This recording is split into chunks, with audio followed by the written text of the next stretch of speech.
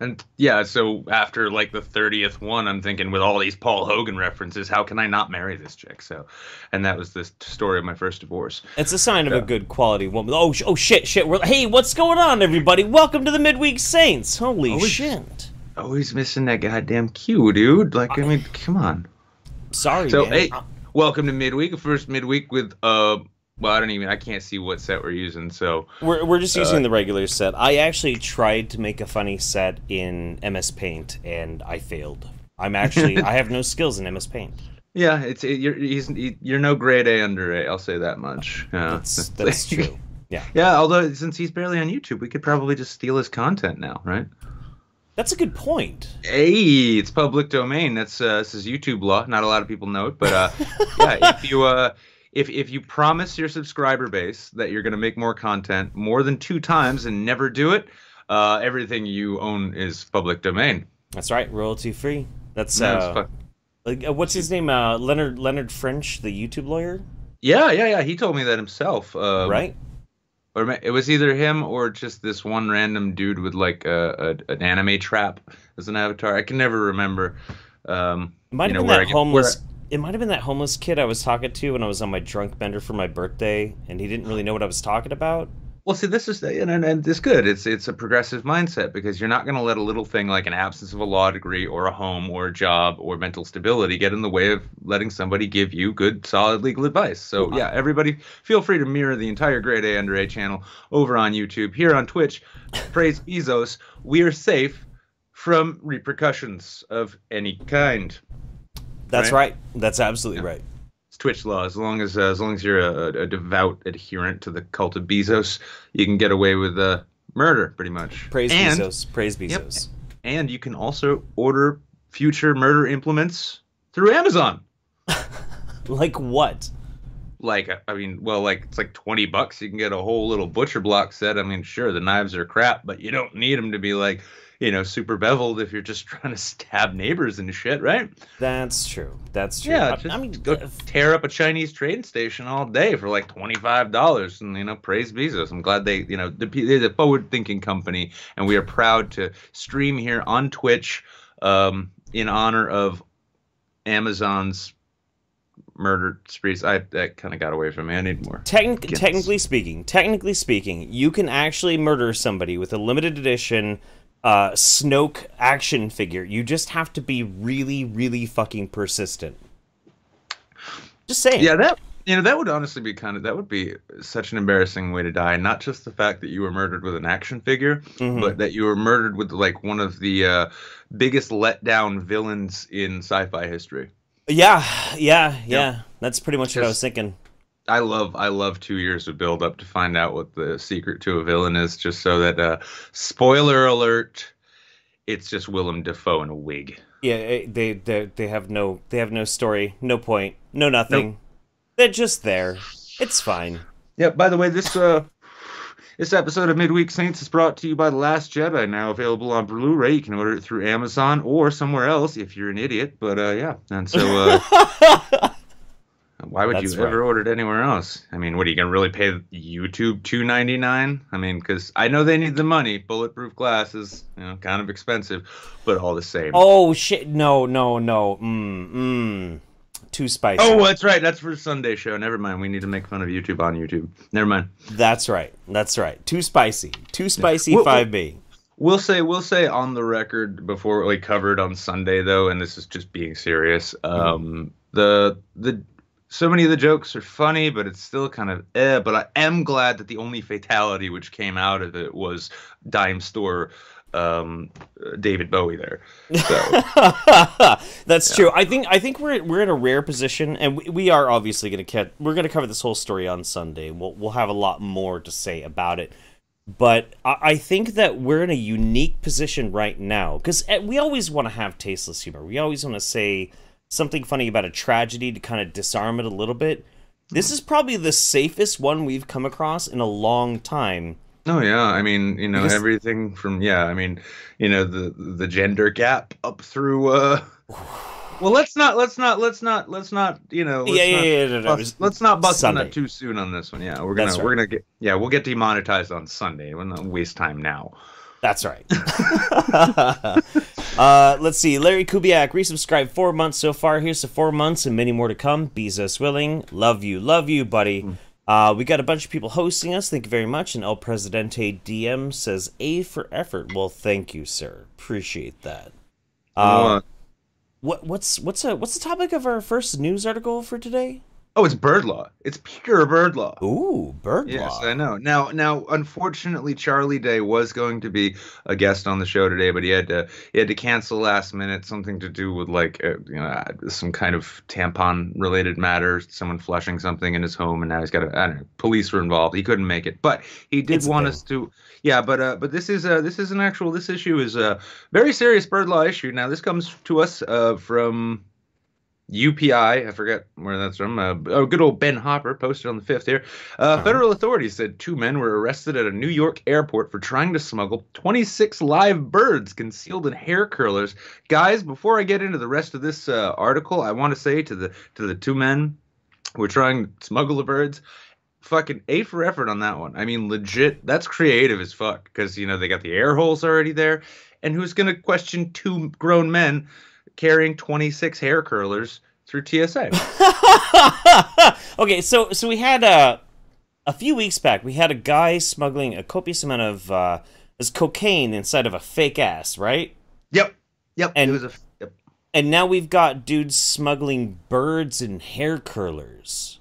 Well, this is some primo quality uncut birds, dude. I fucking guess. The fucking street value of those birds. This is one of the biggest bird busts in in legal history. And you know what? I for one am glad that the U.S. Fish and Wildlife Service was able to get on top of this. What would have happened if they left them in too long? What would have happened if the birds started to curl?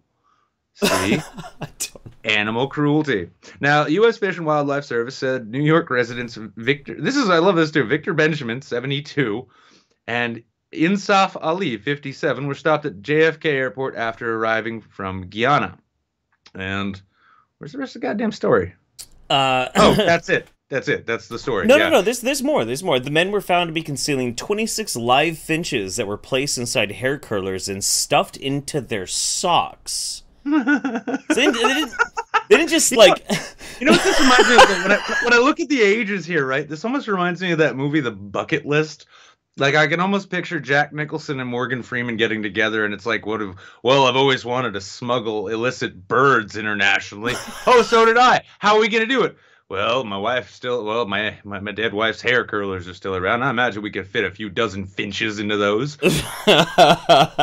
It wasn't Jack Nicholson in the Bucket List, was it? IMDb Bucket List. I thought it was like Al Pacino or some shit. No, I'm pretty sure it was Nicholson. Al Pacino. It was Fuck Me Dead. You're right, motherfucker. Fine. All right. I enjoyed the movie quite a bit. I mean, for one thing, it's Jack Nicholson and Morgan Freeman. So. Oh no, I wasn't thinking Al Pacino. I was thinking De Niro? No. In like Goodfellas. Stacy Keach? No, God, shut up. The annoying guy. Oh, do I fucking amuse you? Oh, Pesci? Yeah, Pesci. I thought it was Pesci. Pesci's not that, well, he is that old, but he's not that old. Well, he was in like some bucket list movie like with another old guy. Maybe they were like fishing or something, and that's what I got confused by. Yeah, that's the thing. Morgan Freeman gets to go driving race cars and climbing mountains, and Joe Pesci's role is he's going to go fishing and talk about, how he wishes he bonded with his kids more before they moved on. That's not fair. Well, no, it's a funny thing, though. I mean, like, when you think, what's that movie, With Honors? You remember that one? Mm-hmm. Yeah, I mean, like, I Pesci is such an underrated fucking actor, and everyone's like, My Cousin Vinny. Yes, everyone knows about My Cousin Vinny. Right. Can you name another one where he's not playing a mobster? Or an angry Italian in general. Yeah. But I mean, With Honors, he's playing a homeless man. I love he's sitting in the welfare office. They're like, do you have a birth certificate? He's like, why do I need a birth certificate? Well, to prove that you were born. Well, I'm sitting right here. Like, Pesci's pretty amazing. I love Pesci. Does. But I found this story today, and I was like, bird smugglers. I fucking love it, and especially with the age of the two guys. I mean, like, so there's quite an age gap there, and I get the feeling it probably wasn't the most professional of outfits that they were trying to put together in terms of their bird smuggling ring. Well, I mean, they put him in socks. They did. In their own socks, right? Right. I hope yeah, so. Yeah, because when you get into that fucking time booth fucking body scanner that the TSA have, and by the way, side note, TSA doesn't find it as funny as I do when I step out of that machine after it being scanned and I ask, "Is this the future?" And then they're like, what? And I'm like, "That's a time machine, right?" They don't really find it as funny as I do, but that's fair. Yeah, but I gotta wonder when they step through that thing. So they've got just like bands of hair curlers, like they're wearing, Scarlet Witch style bracelets there. Oh yeah, no, it's gonna be fine. It's just arthritis. That's what the fuck are you smoking other than illicit birds? Gone fishing. Don't let your kids smoke birds. By the way, folks. Yeah, Ghanaian birds. Yeah, it's 2 steps outside a crocodile. It was Gone Fishing, Joe Pesci and Danny Glover. Yeah, El Presidente DM nailed it. Absolutely. No. That's what, I thought that was the same thing as the bucket list, but apparently I'm an idiot. Oh wait, no, is that Road Trip the one I'm thinking of with Ice Cube when he's, that classic meme was like, first I was all, and then I was all. He's always fishing happy. Ice Cube, kicking back with a life preserver. Oh, fuck. Yeah. When he's like, oh, fuck. God damn it. See, not many people know that film was actually a sequel to Gone Fishing, in which Ice Cube plays, ironically, not Danny Glover's, but Joe Pesci's illicit and an unnamed grandson. Sure. I believe it. Yeah. I believe it. I mean, unless you can prove me wrong, it's definitively true. That's how it works on the internet. What the fuck was the name of that fucking movie? Holy shit. What, the one with Ice Cube? Yeah. It was Road Trip. No, Are We There Yet? Are we there yet? Yeah. Are We There Yet? Okay. Yeah. There we go. Yeah, because, I mean, like, if Snoop and Ice-T and the rest of them have proven anything to us, it's that gangsta retirement is actually, it's pretty wholesome. Okay, I'm gonna make it a rule at this point. Like this episode of Midweek Saints, we cannot reference a movie that has a higher than 5-point IMDb score. So we're just gonna be talking about Neil Breen and Birdemic. Well, I mean, every movie that we've referenced so far, when I look it up, it's got like a 4.6, 4.8. Like, these are not good films that we're referencing. The bucket list was pretty nice. It made me feel okay about aging and dying. Yeah, but that wasn't like the main focus. I totally overtook it to talk about something god fucking awful, man. Yeah. And I don't remember what it was. Now I'm really regretting hitting that weed pen before we started.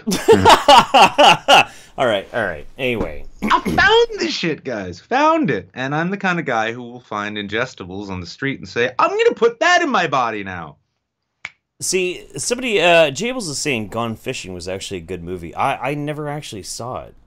Got Joe Pesci and Danny Glover in it, for fuck's sake. I mean, if nothing else, you get to watch stellar fucking performances. That's true. Yeah, I mean, like, it's, I mean, Kenneth Branagh, for instance, everything he does is Shakespeare except Wild Wild West for some reason. Right. Almost makes it worth watching. Sergeant Buck is suggesting that we make this a Shrek references only kind of channel. I'm kind of on board with that, but he also says, in a Streamlabs, German-made knives of peace, now available with 2-day shipping through Amazon Prime, hashtag praise Bezos, hashtag student discount. I don't know what does that mean?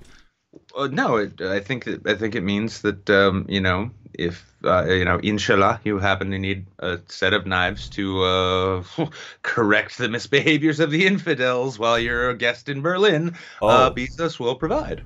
Oh. Yeah, I mean, come on, Jeff. At this point, can you really say "of peace" after any words and not know what it means? Because, I mean, yeah, trucks of peace, vans of peace, Toyota Technicals of peace. It's true. Exactly. Vegans of peace. Yeah, vegans of peace. Yeah, and then this is where we've come to, and it's all made possible by Amazon. By the way, this episode of Midweek Saints brought to you by Amazon Prime. Amazon Prime, you can get 2-day shipping on your knives of peace for well, just no extra charge. It's pretty wonderful. I've got so many peace knives right now on their way that the post office is really going to have to sit me down and ask me some questions. But it's okay because, once again, 2-day shipping free. Use promo code Midweek Saints and it probably won't work. I just buy hair clips and attach them to my testicles before we go live. Yeah, that's it's one way to stay awake, isn't it? But anyway. Anyway, before we move on to this next story, because it's pretty well, it's not pretty awesome. It's just fucking hilarious. Just bring the picture up. Which one?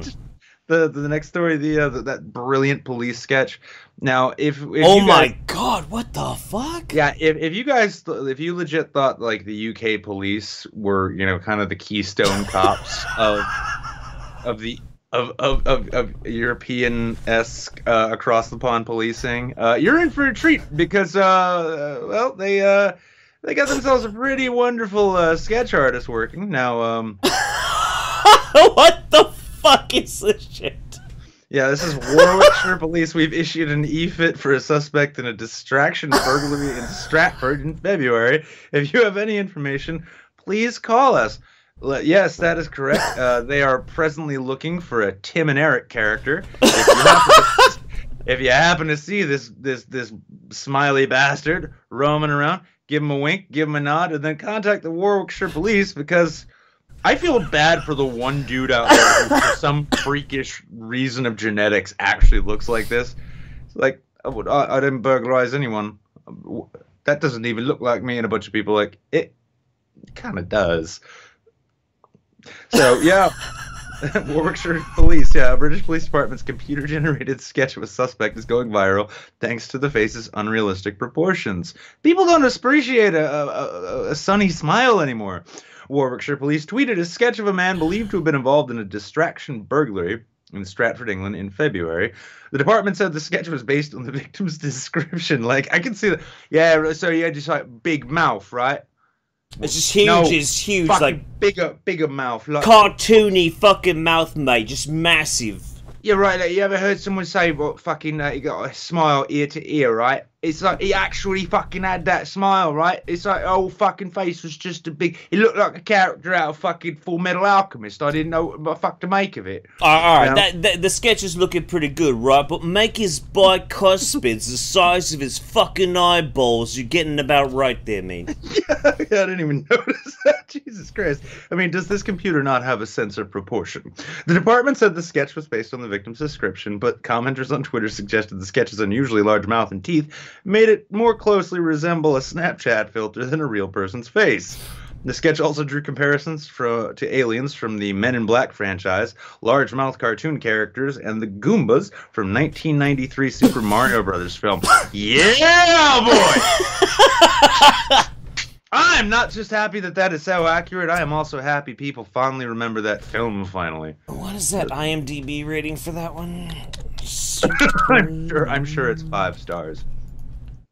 What do we got? We got 4.0. 4.0 on Super Mario Brothers from 1993. We are keeping this shit consistent. We're fucking professionals, dude.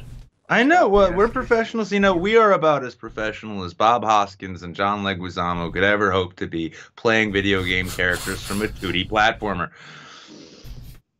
I love it! And I do, by the way, for the record, I fucking love that. I love that movie. I do too. Stupid. It's stupid. It's ridiculous. But it's Dennis Hopper as King Koopa.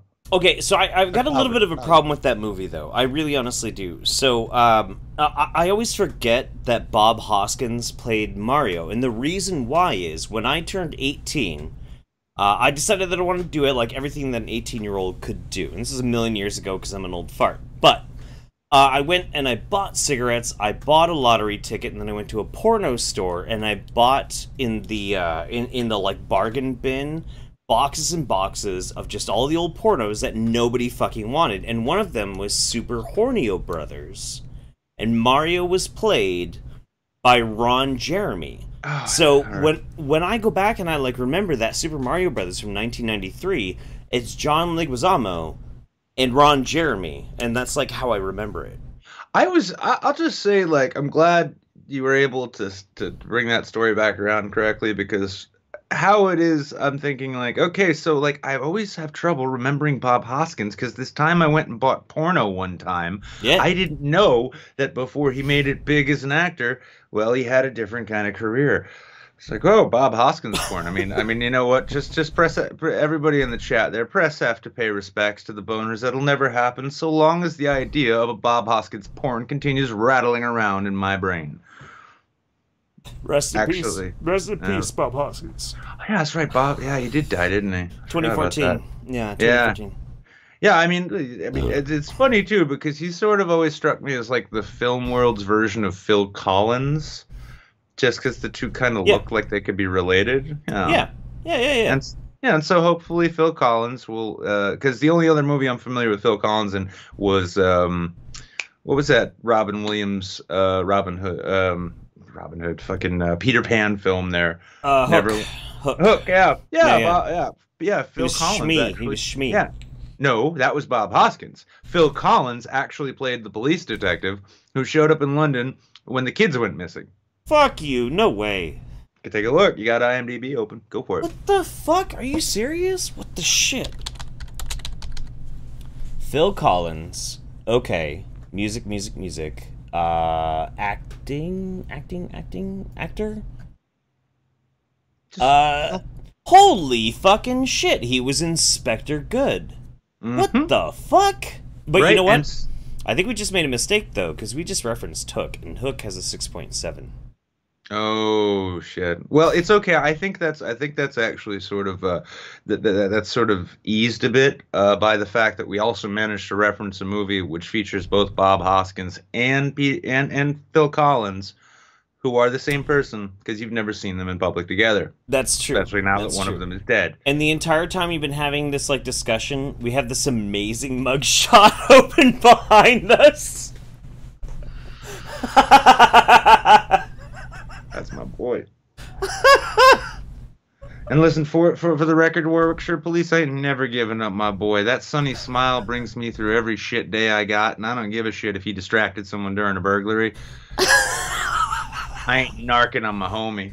Okay, so in distraction burglary. So what exactly was this like this crime that he was saying they committed? He was part of a distraction burglary. He burgled somebody's attention away from them at some point. So I'm just guessing. I mean, if there's one thing we've learned recently, it's that UK laws and law enforcement are well, they're sort of like a fever dream after an acid bender, it seems, you know. That's true. That's actually very true. So for the record, I'm sorry. Mr. Tickle Trunk says, was his crime escaping from Gary's mod?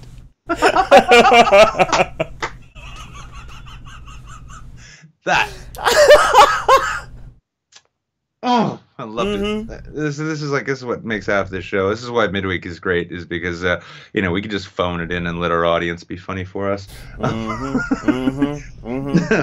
Yeah, but I will say, let's just take this opportunity to, on the record, say to the thin blue line of the UK, you guys are fucking terrible. You're just bad. You're bad at your jobs. Your computer is bad at its job. It made Mayor McCheese a suspect in a burglary. So. That's fair. Free Dankula. Actually, yeah, free Dankula. And also at some point, I want one of you guys in the Discord, we need a side-by-side comparison of this suspect and Mayor McCheese.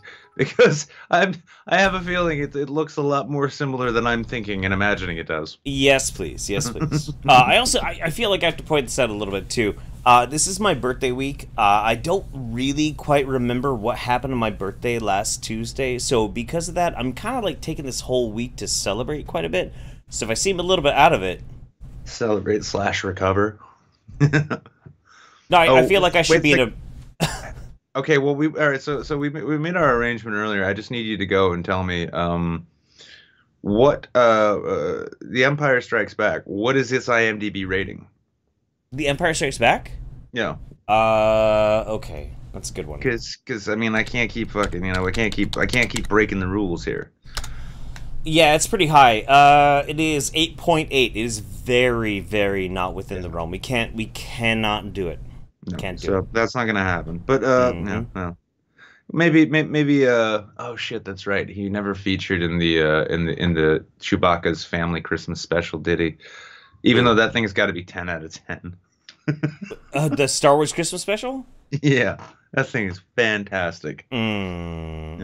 Masturbating Wookiees, man. So we've got Dave McDavidson. Oh my God, it's you, the Herd of Kvatch. It's such an honor. The Herd of Kvatch. Why do I know that reference? Fuck, that's gonna kill me. God damn it. Anyway, number 13. If only you had a device nearby that you could somehow find out what that might be about. The Hero of Kvatch. The Hero of Kvatch. What the fuck is Kvatch? Motherfucker, this could drive me crazy. I'll look it up in a second. Number 13, resubscribed 4 months so far. Thank you very much. Batman's Pet Goldfish, 5 months so far. I once heard of this kid who got a piece of his dick cut so bad he couldn't walk or talk for a year. What the fuck? Is that a movie reference that I'm just not remembering? I just immediately go to Jew jokes, but then I remember that, well, I mean, it's fair. It's fair. Whatever. yeah, no, it is.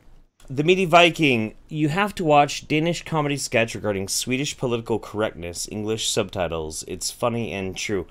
Send me a link to it in Discord, and we'll take a look at it. Yeah, I mean, we got to find a way to get DMCA'd on this episode somehow. That's right. The Meaty Viking got gifted a sub by our mysterious stranger. Thank you, mysterious stranger. A Noble Yeti. What's up, man? Happy belated birthday, Jeff. Thank you so much, sir. And Magic Fowl has subscribed with their Prime subscription. Thank you so much, guys. Appreciate you. Very, very kind. And I'd like to also point out, too, thanks to the overwhelming generosity of this audience, I am not drinking Bud Light today. That's a stout. Ooh, nice. Kvatch, the Hero of Kvatch is what they call you in Oblivion. Okay, so... That's that. Oh, yeah, it's a Right. thing I've read but never actually said out loud because then it sounds silly. Well, like the Elder Scrolls Oblivion, like the fucking graphics for the characters are pretty terrible. Pretty fucking terrible. But, yeah. Such a great game. Oh, it's an incredible game. All right, let's do our third news story. Then we have a video that you want to watch. Yes. Okay. This third news story.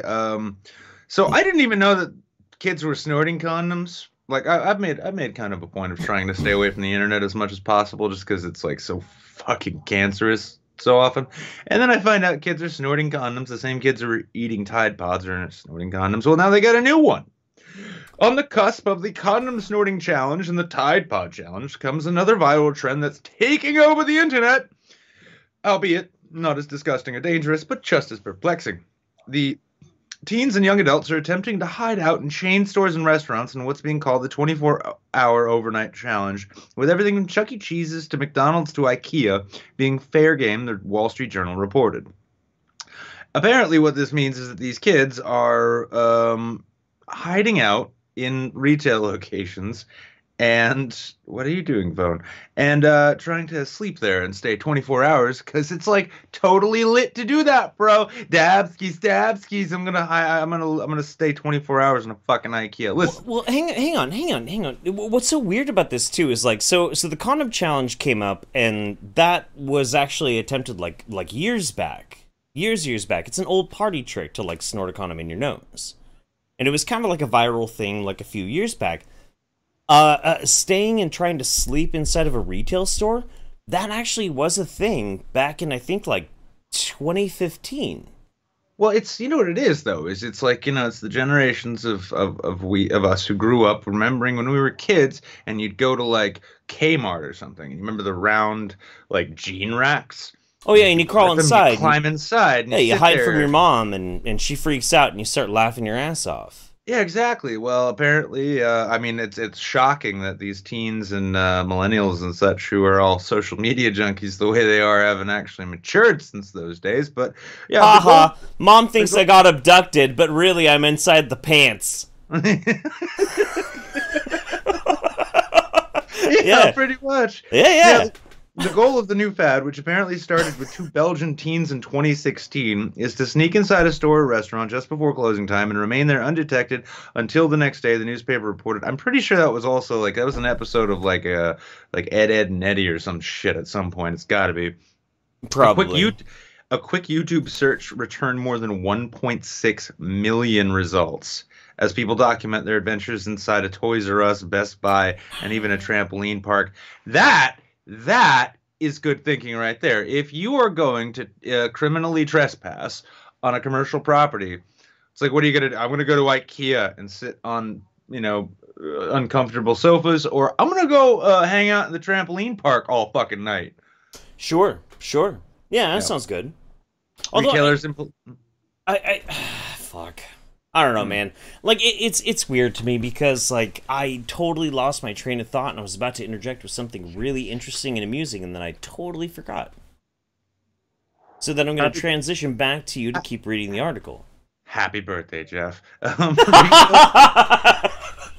Retailers and police are trying to crack down on the sleepovers, citing safety concerns and the worry it causes to parents. That's been the point since the beginning. As, let's see, Detective Inspector Anna Sedgwick. Now I'm thinking Kira Sedgwick. I wonder if they're related. Anyway, as well as the safety risk, children often do this without the knowledge of their parents, which could lead to large-scale searches or even cause them to be reported as missing. Detective Inspector Anna Sedgwick of Britain's South Yorkshire Police told The Sun. Children, and then they just put a quote in that. In February, an 11-year-old boy from Britain caused a massive police hunt after he disappeared while attempting to sleep overnight in an IKEA store, according to the paper. A Walmart spokesperson told the Journal it has been dealing with the issue of unwanted overnight guests for more than a year. Whereas this is the children are our future. Right. Oh, I remember what I was gonna. I remember what I was gonna say though. Like, there's a common trope in these types of articles when they talk about like a fad or something that's going on with YouTube. I'm glad I finally remembered because otherwise it would have looked like a drunken asshole. But when they do things like shh, just go with it. When they do things like a quick YouTube search returned more than 1.6 million results. Like, have you ever tried to, like, replicate when they say that in an article? Like, there's 1.6 million results. So it sounds like there's 1.6 million videos of kids, like, trying to sleep inside these department stores. But that's not true at all. Yeah, I mean, at least the point 0.6 million of them are probably split between, like, Philly D and PewDiePie talking about it. Well, Right? they probably search for, like, sleepover department store. And, like, search engines are not going to, like, delineate, like, it has to have all three. It's going to be like, here's a walkthrough of me going through Walmart. And it's just some fat piece of shit walking with the fucking, like, GoPro on his head through the Walmart. Like, most of them are just going to be that. If that's the case, I don't even want to blame this shitty reporting by the Wall Street Journal, who are known for their quality reporting when it comes to online matters. This is Fox News. Oh, well, no, I thought that. Oh, wait, no, that's right. The last one was citing the. No, this is Wall Street Journal. This is from Fox News, but this is like based on a Wall Street Journal report because this is what the Wall Street Journal thinks is important. Oh, by the way, okay. Yeah, I mean, it's this or like waiting for PewDiePie to have another heated gaming moment because what else is going on in the fucking world, right? Wall Street Journal. Now, I do Thousands say though. dead in Yemen. Yeah, thousands dead in Yemen, but 1.6 million YouTube results show up if you do a Google search for kids sleeping in department stores. There's you an guys epidemic. are fucking trash. It's an Holy epidemic. Shit. It's an epidemic of children sleeping places that are odd and unusual and potentially illegal, but doesn't harm anyone. Fuck you, Wall Street Journal. Do you know where your children are? They are sleeping in the Walmart. They're making paper towel fucking forts. It's mass hysteria. Rein in your fucking kids. Rein in your fucking kids. This is why we got to start hitting kids again, smacking them around, smacking them up, right? Disciplining them, because it's like you got to smack them in the face when they're 4 years old and say, listen, if you don't get ship shape overnight, if you're not an A student by tomorrow and on the straight and narrow, you're gonna end up sleeping in a fucking Walmart. Right. And Yeah, what they don't realize is that if they don't do well in school, they'll end up working at a Walmart and end up falling asleep on their shift, and then they'll have to go and work at Lowe's. But By the way, a bunch of brown people died today, but like, whatever. Let's just cover this. This is important. I do like this though. An IKEA spokeswoman told the paper, "We appreciate that people are interested in IKEA and want to create fun experiences with us. We cannot guarantee safety in our stores after closing hours, and that's why we do not allow this kind of activity." Oh, really? Okay, then that makes sense. That makes perfectly good sense. It's not the fact that like maybe those kids are why you're always missing extra screws and dowels when you go to IKEA. They're going back into the warehouse and they're just like, dude, I'm totally gonna take this dowel and put it in this other box. That way they won't know why their slat back chair doesn't make any sense. Fuck you, fair. IKEA. Fair. Yeah. So yeah, it's funny because the cringy viral trends that they're doing, right? Yeah. They're getting boring. I mean, you fucking kids were eating detergent and stuffing condoms up into your sinuses and shit just a few weeks ago, while also insisting that you deserve the right to vote. And now it's like, well, guys, what's the next big thing? And oh, dude, I'm gonna sleep in an IKEA. It's like, aha, joke's on you. No one can sleep on IKEA furniture. That's actually very true. That's actually very, very true. Well, I mean, but the thing is, though, I can't hate that much. When I was a kid, I almost burnt my friend's fucking house down playing with gasoline. So I know, but this is the thing. We need to get back to traditional American values where kids are, encouraged to play with shit like pool shock and turpentine, and not just go out and try and sleep in, a Walmart. It's like, well, listen, no, like, your house isn't gonna burn itself down, Jimmy. Come on, boy. Put some fucking effort in this shit. Hey, do you know what happens when you add paint thinner to pool shock? Neither do I. Let's find out in an enclosed area with no ventilation. This is how youth is supposed. It's Darwin. And this is why we end up with the Tide Pod challenge, is because not enough kids died in horrible fires playing with shit they found in the basement. Fair. By the way, this episode of YouTube Saints is brought to you by values.com, where you're gonna go over there. You learn how to raise your children like good old Mormons, with the old-fashioned old values. Like, like lawn darts and shit. We need to bring those back too. Mm-hmm. It's all about No, but I'm sorry. No, this episode of Midweek Saints brought to you by Darwinism. We miss it. That's fair. Okay, so let's catch up again real quick. Yeah. I love this video so much. Some pretty good shit. Our mysterious stranger gifted a sub to Trigger Happy. Thank you very much. Magic Fowl says, "Don't read this out loud because people will accuse you of egoism, but you are 13th in talk shows right now, number 10 if you remove the PAX East panels, which should be, in the humble commentator's opinion, should have a special event tag instead of talk show." Oh, I shouldn't read that out loud. That's fair. Oh, well. Good job, Jeff. I know, man. Jeff, Yoda, Jeff, Yoda. I told Nick before the show. I'm like, I'm just kind of like a little unglued because it is my birthday. I usually hate my birthday, so I kind of go a little overboard. So I said, if I'm going a little bit too crazy, you gotta say Yoda. So he just said Yoda. So I guess I have to. I thought I was supposed to reference Yoda. Yeah. Yeah, but I can't now because of how highly the movie's rated. Because we've got rules and shit. This is. We gotta reference something that's like a really shitty movie. Something Justice League related. No. I was thinking like Ghosts of Mars. That was a shitty movie. That was a wonderful movie. We're talking about. Ghosts of Mars. That's the thing about Ice Cube. He goes from like killing zombies on Mars to going on a fishing trip. It encourages me that maybe like the arc of my own life won't be as abjectly shitty as I'm imagining it. 4.9. We can definitely reference Ghosts of Mars. Hey, wait a second, hang on. So Ghosts of Mars has a higher rating than the Bucket List, right? No. The Bucket List actually did have a good rating. Gone Fishing. Gone Fishing is less higher rated than Ghosts of Mars. I'm sorry, Danny. I'm sorry, Joe. Ice Cube, though, you the shit, man. And thank you for protecting us from those Martian fucking zombies. Where'd all that air come from? Anyway, never mind.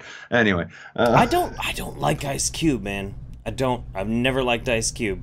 Friday was a good movie, but I mean, like between the ices, man. T was a shit. Cube just he was never my thing. Well, I mean, like, yeah, well, I mean, like, there's a reason Ice-T made it into the Tank Girl movie and Ice Cube didn't. And yeah, I bet you all forgot about that fucking movie, didn't you? Yeah, get your asses over to Pirate Bay there and you're gonna remember it all over again, huh? Yeah. I just think it's weird that the one member of NWA who made it really, really big was the one dude who actually went to college. Wow, that's weird. It's almost like if you make plans and put effort into them, something will actually come of it. It kind of shits on gangster rap, though, a little bit. Oh, I see. See, it's like he sold out, man. What do you mean? He went to college, was a bit successful with his business. He raised a family and shit. Man, yeah, that fool. That fool falling off, man. He falling off. How did he avoid? It's like, how do you know? Because he didn't get shot in his 20s. Oh, I see. That's true. That's true. Don't worry though. Here at the Midweek and the YouTube Saints, we promise like perpetual and sustained levels of mediocrity. That we ain't never gonna fall off and go be successful and shit. No, fuck that. That's for quitters. Yeah, that's for quitters, man. I'm more than happy to just like phone it in twice a week and call it a career, you know?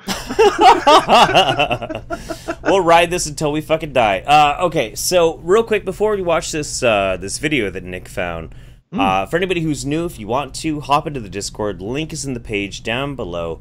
Hop into the waiting room, and then for the second half of the show, we'll roll randomly and pull some people in and hang out with them, and that'll be that. So, do you wanna like introduce what this is, what we're gonna watch? Okay, well, all right. So the video itself is actually from August of last year.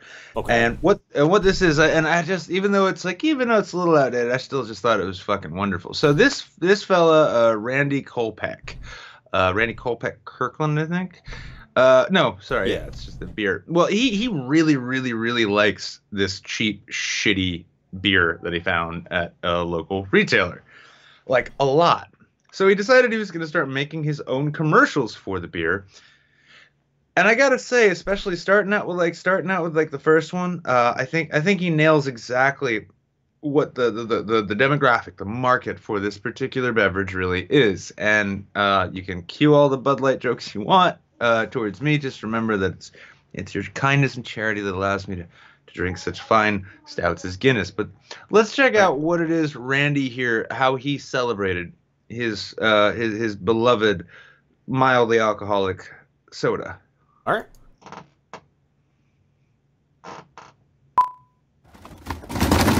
Kirkland Light. It's 11 a.m. somewhere.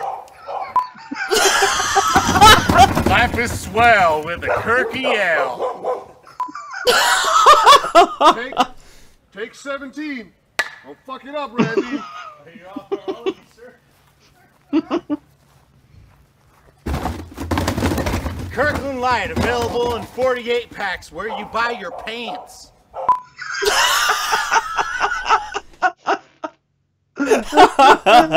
Is this dude like an actual, like, legit, just regular YouTuber? He's got a channel, yeah. And I mean, this video, I noticed too, the video, since it's been up, I think it's got around 260 or 270,000 or so views. And the description says, "I'm an idiot and I made a video." Awesome. Yeah, dude, fuck yeah. Yeah, this is quality content. And by the way, you guys go ahead. We're gonna when we post this, especially to YouTube, we're gonna put a link to Homeboy's page and channel. Oh yeah. Go let him know in the comments that like we drink cheap, shitty beer here at the Saints all the time, and we'd be happy to have him join us for some one time because, like you said, it's 11 a.m. somewhere. Fuck yeah, dude. No, dude, I'd love to have this guy on as a guest. That'd be fucking great. Kirkland Light. It's got 30% less calories, so you can drink twice as much. Kirkland Light. Give me a Kirkland, a koozie, and a floozy. No. No, I haven't been throwing dog shit over the fence. Kirkland Light. Do you have a drinking problem? Well, now you got a drinking solution. I like that one. That one's pretty good. That one's pretty good. Yeah, he's got some. I mean, like, yeah, we're talking. It looks like it's like Keystone level beer, maybe even lesser than that.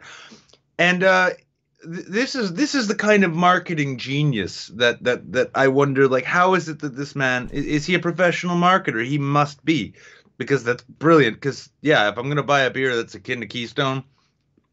No, that's not a, hey, it's 5 in the afternoon, time to punch it. It's like, it's 11 in the morning, and I'm unemployed, so I'm going to go ahead and drink 40 of these things so that I can feel better about that.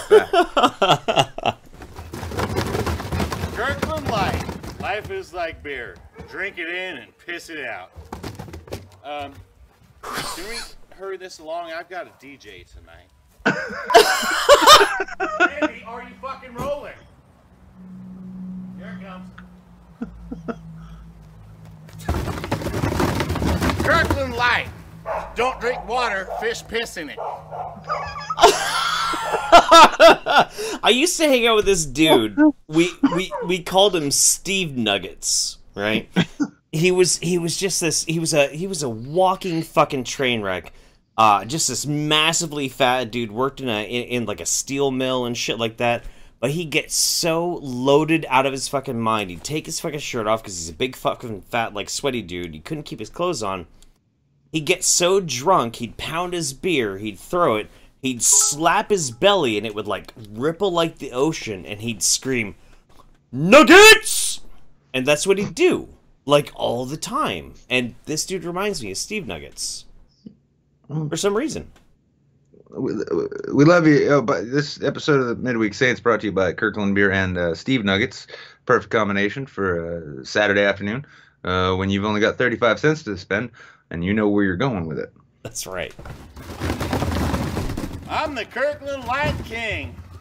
This land is my land. This land is your land. This land is Kirkland Light.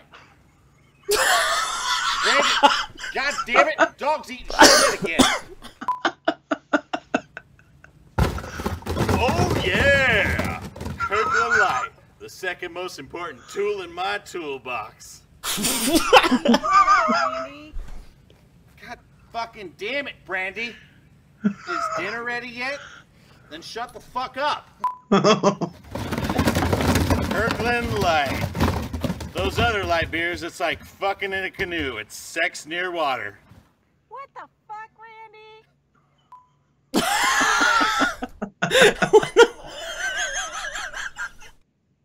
I love this guy. This guy's amazing. Go, yeah, I'm glad I subscribed. The second most important tool in my toolbox. The second most important tool in my toolbox. You gotta be grabbing your shit. Yeah, oh yeah. Hey, don't I got to grab my dick part now. Wait, but you gotta be. They sell livers in bulk? Costco. Do they sell livers in bulk? I can't stop laughing after. Wait.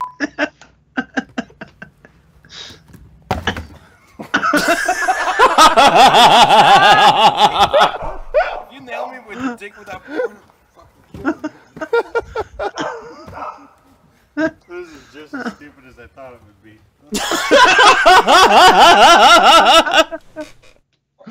No. Yes, yes.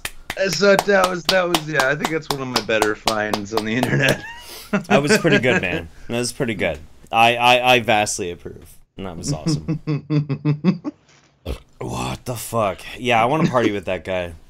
Mm-hmm. Now the official joke in the beer world is that like Bud Light, Miller Light, whatever. It's like sex in a canoe. It's fucking near water, but we're right on time. Oh, I get it. I get it. Yeah. Okay.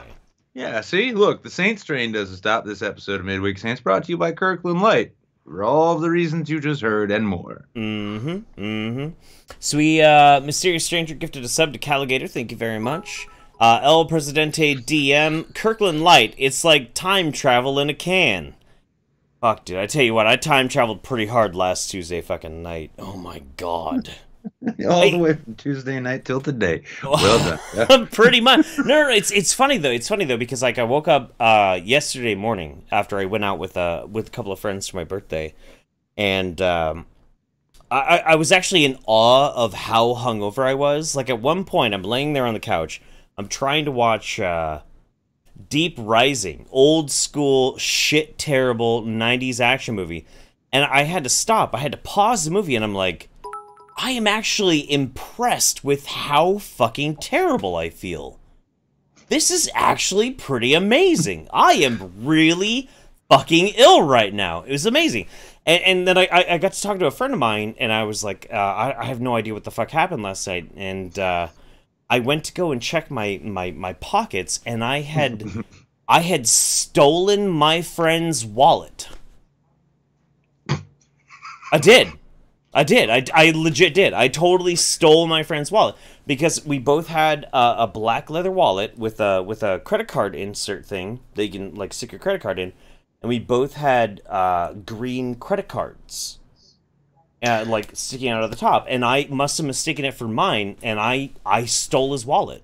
Now, if any of you out there are like wanting to send Jeff something to his PO box, I would suggest a My Little Pony wallet. Something rather distinct from that of his otherwise adult friends. That way, in the future, when Jeff fucking time teleports via blackout, and he wakes up and he finds a man's wallet in his pocket, he'll know that either he made a mistake or had a really good time. Both good. Both good. Both good. Yeah, it's like I'm confident the universe existed between Tuesday and now, but I'm having trouble believing it. It was wild, man. It was absolutely nuts. I had to run his wallet back. I felt so fucking bad. Oh yeah, yeah. Well, I mean, it was kind of like I told you though, because so Jeff explained to me earlier too that he knows he could catch up on what happened and find out exactly what went down if he asks a few people, but he's kind of afraid to. To which I responded, "This is how I feel when I don't remember the second half of a Sunday Night Saints show." Well, the thing what did I do? It's like I remember that I remember technically T.J. Kirk was on once. Yeah, but it's kind of an article of faith at this point for Technically me. he was. Technically he was. No, like what's so funny though about like this dude and his wallet is like, this is the wrong kind of dude to take his wallet home. Like the wrong guy. If there was like a list of like the top 5 guys, it's actually pretty dangerous to accidentally take their wallet home in this fucking city. He'd be one of them. So when I discovered that, I was like, I'm gonna hop in my car and take his wallet back to him right now. He was totally cool. He was totally fine. He was like, yeah. It was pretty crazy. Yeah, no, well, it's one of those things like you're showing up worried that he's going to expect you to explain it, but he knows that you can't. Oh, no. I held up both of our wallets and showed like the 2 green credit cards, and he just fucking lost it. He started laughing his ass off. He's like, it's fine, dude. Don't worry about it. I get it. Happy birthday. Everybody gets 1 pass. Yeah, that's right. So, Noble Yeti, Nick, I have at least a 30 rack of that beer, just saying, and Keystone is fucking delicious. Caligator says, cheers for the sub, cheers to the Saints, and cheers for Kirkland Light. God bless Randy. He's pretty great. Yeti, next time you come up here, I got to give Kirkland a try because apparently it's good enough to the point where it inspires art. Yeah, apparently. And that was fucking art right there. I mean, El Presidente DM says, give me your wallet, you're too drunk to drive, Jeff Holiday 2018. That's pretty much about right, yeah. Alright, let's see how many people are in the waiting room. We've got 15 people in the waiting room. So let's plug this in, and... Who's it going to be this week? We got 5. We got 1, 2, 3, 4, 5. Oh, fuck. Oh, God. What'd you do? Hey, what's up, Squiggums? Kill me, please. Oh, God. End my suffering. End your suffering? That's kind of what you're here. Oh, is this about the school thing? The school thing. Yeah, it's about the paper. I have written an unironic Marxist paper about women's treatment in American history using world history and different sources. It's end me. End my suffering. Is it done? Almost. I have one more paragraph. The worst part is that if I didn't have the 3-page restrictions, this would have been at least 6 pages. Wait, so hang on. You're suffering because you're writing an unironic Marxist paper on what sounds like feminist theory. Yes. And you're lamenting the fact that you couldn't write more of it. No, I'm lamenting the fact that I have to write this cringe, and then lamenting that I couldn't write it better. Or better. Because I know I can. Well, it's like a weird quasi thing. Is that I hate it for the fact that I don't want to write this, but it's also for the fact that I'm not gonna half-ass this shit. it's like if I've got to write a terrible paper, I'm gonna write the worst paper possible. I know. I think I did pretty well with it. I put all the sources. I just want to do is get drunk. And me. Did you end it with that? No, because I actually want to get a good grade on this. Oh, see, and here's the thing, like, a lot of people, they like to say shit like, higher education is a waste. Well, clearly, from what you've just described, it's a vital necessity. Oh, it's a vital waste. I don't want this. Well, listen, think about it this way, though, because if there's one thing we know, it's that those who pose as fashionably Marxist, male feminists, right, get to have sex with some of the most sexually ambiguous people you can imagine. We're talking like androgyny-made art. So, buck up, Squiggums. Perhaps there's a bright future in this for you. What the fuck are we talking about? Squiggums paper. I can read an excerpt if you want to hear it. This is a paper for school? Yes. Yes, please, read us something. Okay, so this is about women's treatment through American history, when I'm using different, using one paragraph about genetic differences, and we'll explain why that is. Another one about history of African women within African nations that equate to why they're treated so bad within America. And the third one is very short and just about the women's suffrage movement. Okay. And Susan B. Anthony. Okay. All right. So, let's see here. I'm trying to find a good one. Oh, here we go. Ideology has been a double-edged sword when it comes to humanity, as it brought pain onto the world, such as the thought of Hitler when he wanted all women to breed for the Aryan race. But some ideas and beliefs, such as those of the African nation, with women playing a big role within their societies. Africa has seen women as important in most clans, as African kingdoms see the importance of women. This history has been written by Kathleen Sheldon, a writer and PhD doctor in history, wrote a book titled "Women in African History." Okay. It's like I unironically was able to write all of this off, and I even the worst part is I didn't even write black women. I wrote women of color. Do you feel like your professor would have gotten pissed if you wrote black women? Probably not. It's just I have to go full Marxist on this. Well, let me ask you, why did you elect to take a course that you saw was being taught by Dr. Christy Winters? Because I had to. Yep. And by the time I realized I wanted to get out, it was too late for transfers. Class. Let me guess. Like as an actual requirement for getting your degree, you have to like take diversity programs, things like that. Gen Eds, which this is. Yes, This is and those Gen are Ed? yeah, and they're usually full of just like copious amounts of social justice courses. Like it's all the fucking time, man. Let me put it this way: we last I know this is probably the best episode of me bitching about my history course, but it's literally last one we talked about trade and globalization. And he just went off about how great globalization is, and me and this other dude that the other dude in the class that we he's really into anarcho-transhumanism as well. So you already know right then and there he is a good shitlord. Sounds like I'm not the only one who found a really good weed pen recently. Anarcho-transhumanism. Do you feel like he actually like describes himself as an anarcho-transhumanist? No. He knows the joke of anarcho-transhumanism. Okay, all right. That's fair. That's fair. All right, Okay. it's just to show that. What? I'm on air. I can't. Is that your mom? That's my family. Hey, Yeah, yeah, Spriggans, Mom. No, put him on. Put him on. They said hi. Yeah, No, put him on. Put him on. This episode of Midweek Saints brought to you by unexpected parental interference. Well, I know your dad's not gonna hang out with us because like the last time I tried to get your dad to like talk to us, he was like, "I'm not gonna fucking talk to him." But let me talk to your mom. They're not gonna listen. But it's no. But it was back to the One of these course. days, man. One of these fucking days. Jeff, But Jeff, back you to the gotta course. listen. Jeff, you gotta stop going after all of our audience's mothers here. Okay, it's Oh, you don't wait, need what's to be that? everybody's stepdaddy. Okay. No. it's it's more for the fact that we both looked at each other and that he asked the question of what do you guys think of globalism, and me and my friend just looked at each other and we didn't say a word, but we just knew exactly what we're about to say. Don't say a word.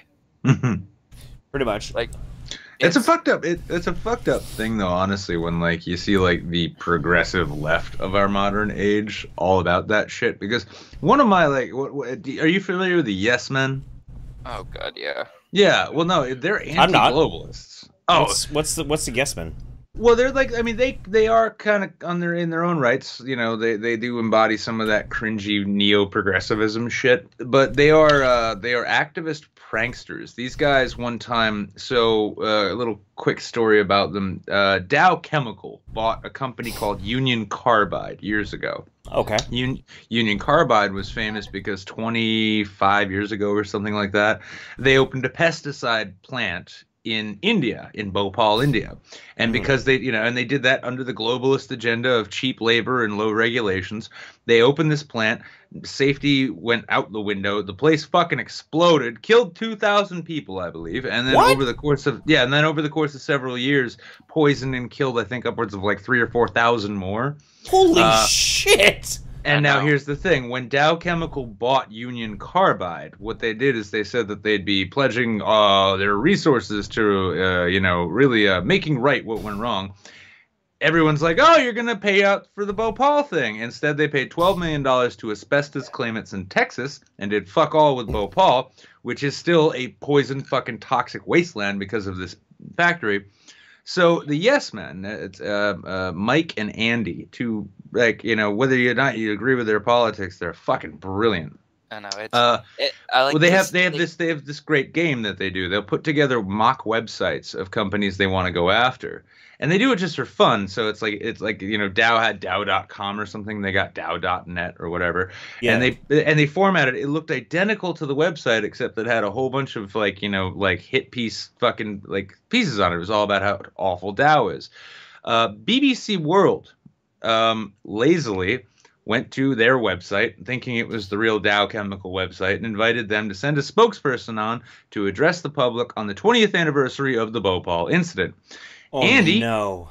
Yep, Andy went on BBC World in front of like 2 or 3 million people or more, right? And announced as a spokesperson for Dow that they were going to liquidate their holdings in Union Carbide and use all of that money to immediately remediate the site at Bhopal and pay damages to claimants. And that day, Dow Chemicals stock plummeted. Like they lost like $2 billion.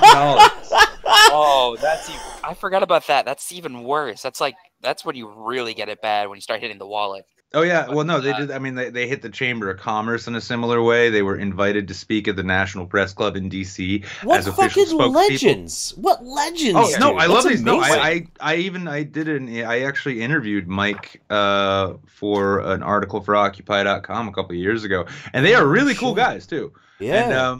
But they're fucking brilliant. I mean, they have been poing and pranking major corporations and government institutions. They were invited to speak at the New Orleans Reconstruction event which turned out just to be a defense contractor smorgasbord where they met, and the only people there with actual things to help people was the nation of Mongolia actually sent a delegation to this conference to offer yurts to people who were lost their homes.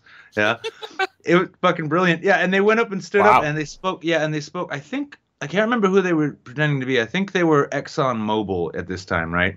Mm-hmm. And they said that they had partnered with their partners to pledge like $12 billion to reconstruct the levees in a way that wouldn't break. And Nagin was there. Ray Nagin's there, and he's like, "I'm so happy to hear this." Piece of shit. Oh yeah, no, and they punked them all, and that's also, I mean, in general, when I think about the kind of shit that they're capable, that they've pulled off and they've done, and I love them for it. And actually, I'll reach out to Mike to see if they want to come on the show sometime. That'd be great, dude. That'd be amazing.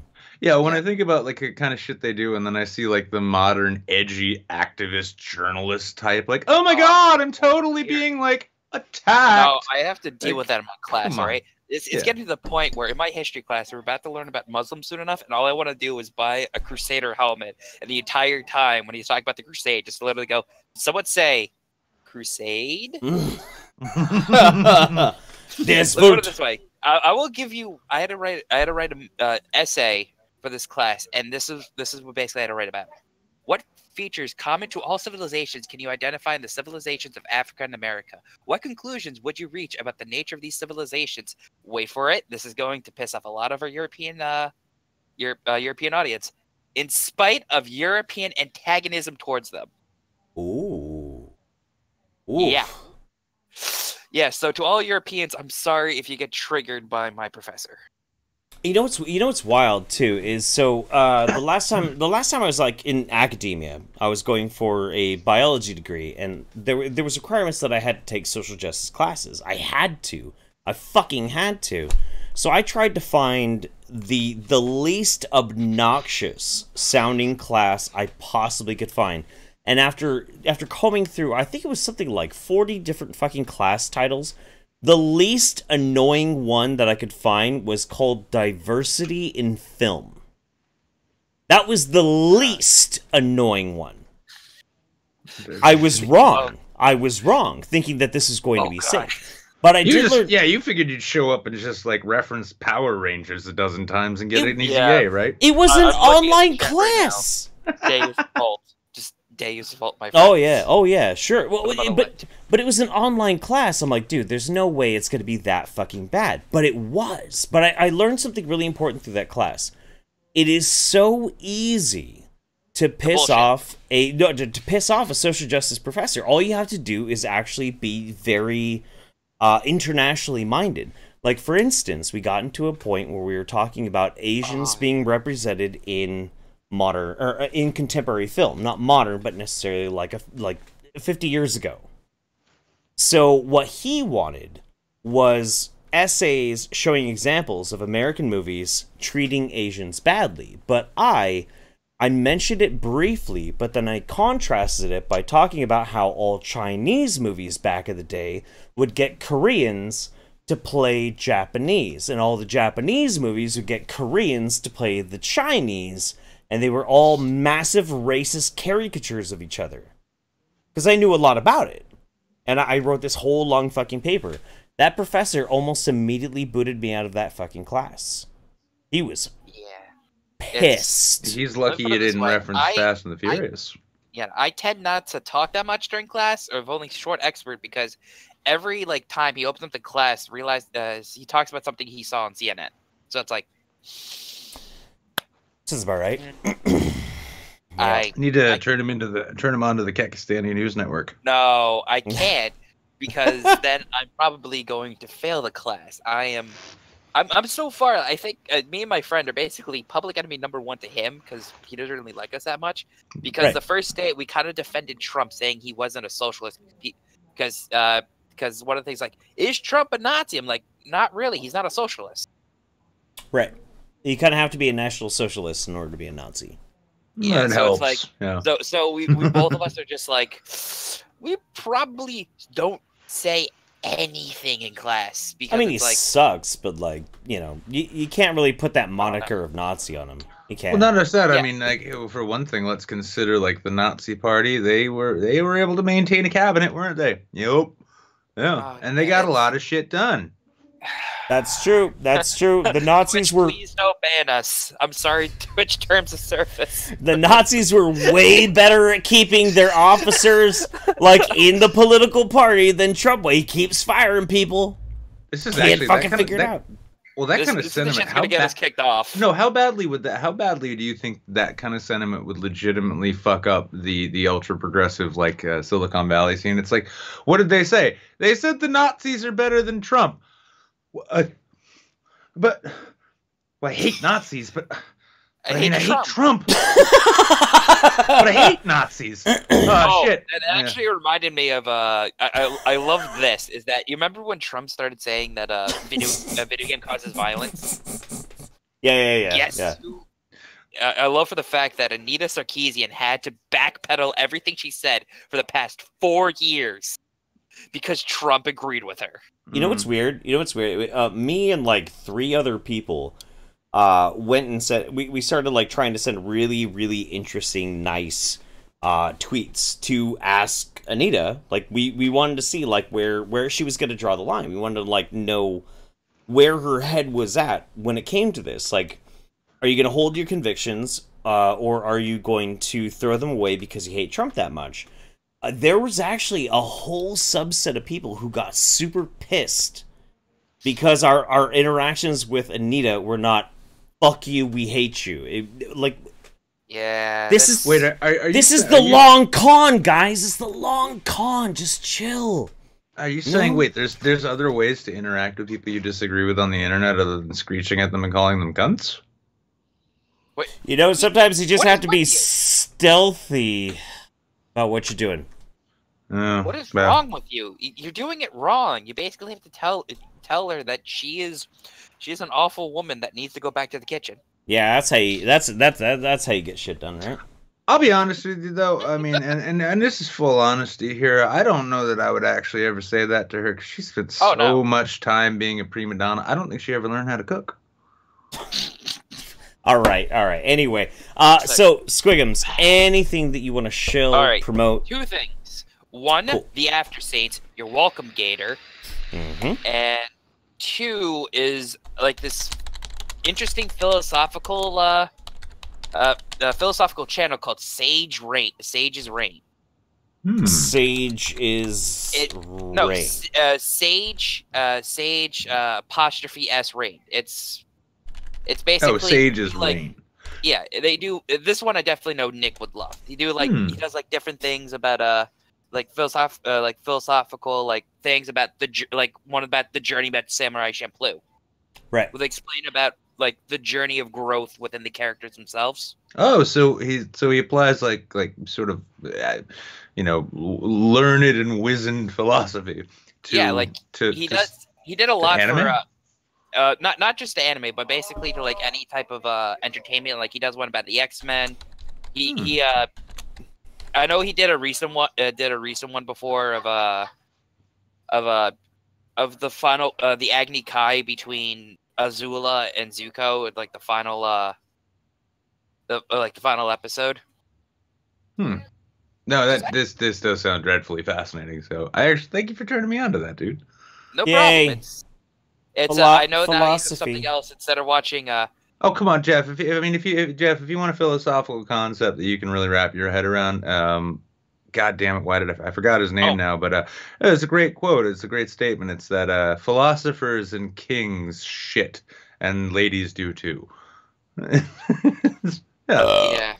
See, look, he's getting it. This fucking regular Descartes over here. Eh? Kick me off. I need to finish this paper. I'm sorry to waste your time, and I have wasted my time. That's right. You go write that delicious, like sweet Marxist propaganda that I'm sure the Bronx blogger will eat right up. Love you, Bronx. Later, see you, Squigs. All right, sweet. God fucking damn. Caligator was saying actually for the after show they do have Kirkland Light on tap. Actually, so that's pretty good to know. you're gonna know it's gonna be an inspired show, folks. It will be. It will be. Oh wow, shit! The number shot up for the waiting room. We're at 24 fucking people right now. It's like people want to be a part of this. My goodness. Weird. We better fuck this up somehow, Jeff. Otherwise, it's gonna keep growing. I have faith that I'll fuck it up for sure.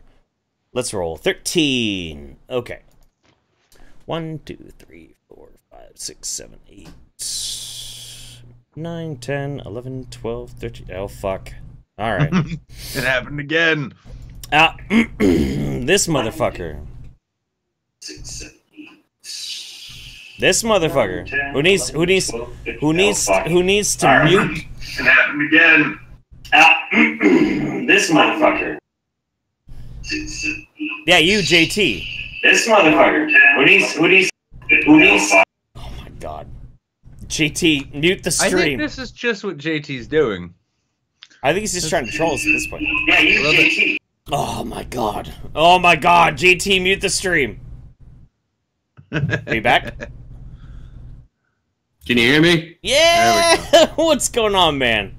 That's that good One old second, train. grabbing the headphones. Did not expect this. You didn't I don't know why you expect always it. picking me and Spriggans at the same fucking time, dude. It's like, how bad can this show be? Blame, It's dude. supposed Fucking, to be on a different audio thing, but Discord really likes my Yeti mic, so. dude. Blame Google. Blame Google. I just use like the random number generator, man. What? I just use the random number generator. I totally like roll these things totally random. Yeah. So how you guys doing? Erect. Yeah, erect. Stiff as a board, JT. The reason I'm crossing my legs at the knees right now. It's like, I can't make it one of those streams. They haven't offered a grant for it yet. That's true. Yeah. We do actually have to like really open negotiations with Pornhub though. Oh, no, more than that. I was actually going No, to it needs publicly to start happen, identifying as female to see if we could get one of them beautiful titties grants they got going on. Oh, sure. Wait, is that where they pay for your breast implants? Is that a thing? That's a brilliant idea. I think they were spitballing that idea to begin with, and then when they the memo leaked, Komen Foundation got all kinds of fucking weird about it. But Would you give you a discount if you took my moves away? Like if you wanted my moves? I want to because Twitch really wants to compete with YouTube these days, and I ought to just let them know, be like, listen, you make me as rich as PewDiePie, you can stick titties in this chest all you like, okay? And joke's on them, because then I already don't leave the house that often, so I can just stay home all day playing with those things, and then I'll ask Paul Joseph Watson at some point what his excuse is. So yeah, I stay home all day playing with things too. Playing with. I sit around touching body parts and shit. They ain't my body parts, and they ain't attached to the bodies they came from, but I got them. So yeah, I mean they used to be. Yeah, well, it's I ship things around. It's impressive. I remember it was last winter. You had this whole thing. Like, man, I feel like dedicating myself to something meaningful. I'm gonna find out how difficult it is to chop body limbs off with a snow shovel. And you pursued that goal, my friend. I did. Okay, so something really bothered me last year. So 2016 was a fucked up year and everything, but 2017. I noticed something that I think has actually been around for a really long time, but I was really naive and I didn't think that it was a real thing. And then I realized that it was a real thing, and I suddenly started noticing it everywhere. So the thing is, we've seen fake boobs for a long time. And I have nothing against people getting augmentations, fake breasts, fake whatever. I don't give a shit. It's all body. It could be fun to play with, and it's it's a change of pace because they're all firm and shit. Right, it's all body mod. I don't give a fuck. But the thing that's weird though is it seems to me back in 2017, all of a sudden, I noticed that everybody had a big fake butt. All these porn stars had a big fake butt, and I didn't even know you could do that. I didn't even know. Yes, you can. No, I met a stripper once who had a botched ass job. Oh and no! It was. Did it look like a face? Really bad. It looked like 100%. It looked like an ass on top of an ass. It was ass on ass on ass. It was assception, and it was wrong. Yeah, it was very much assception. You know, and it was bad because I took this guy to the strip club when I moved back. I just got out of the army, and this guy just turned 18, and he had a couple of his 18-year-old friends over, and they had never been to a strip club. And I'm like, oh, we gotta at least go to a strip club. Let's see if there's a strip club in this town. So we went. Some hot girls and stuff like that. But then there was this chick with this, oh god, and it was really sad too, because yeah, it was really sad too, because she was just trying to walk around and get money, and like nobody really wanted. Like basically, somebody like strapped a couple of hams to an air conditioner. I didn't understand it. No, yeah, it was really fucking bad. Like her fucking thong was like hugged around the first ass that was on top of the ass. There was a ledge. It was like, was there a ledge? Like, yeah, there was like a defined edge. There was like crack, and then there was like a cheek on top of a cheek on each side. This is why you don't get work done. Yeah, this is why you don't get work like that done in fucking Belize or some shit, you know? Right. Yeah, it's like, oh, I'm gonna get the beach braids and an ass implant.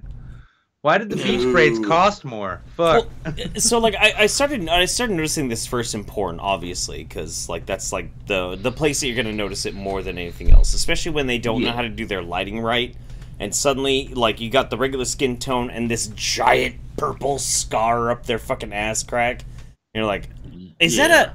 Oh, that's a fake butt. Okay, but the thing that like blew my fucking mind recently.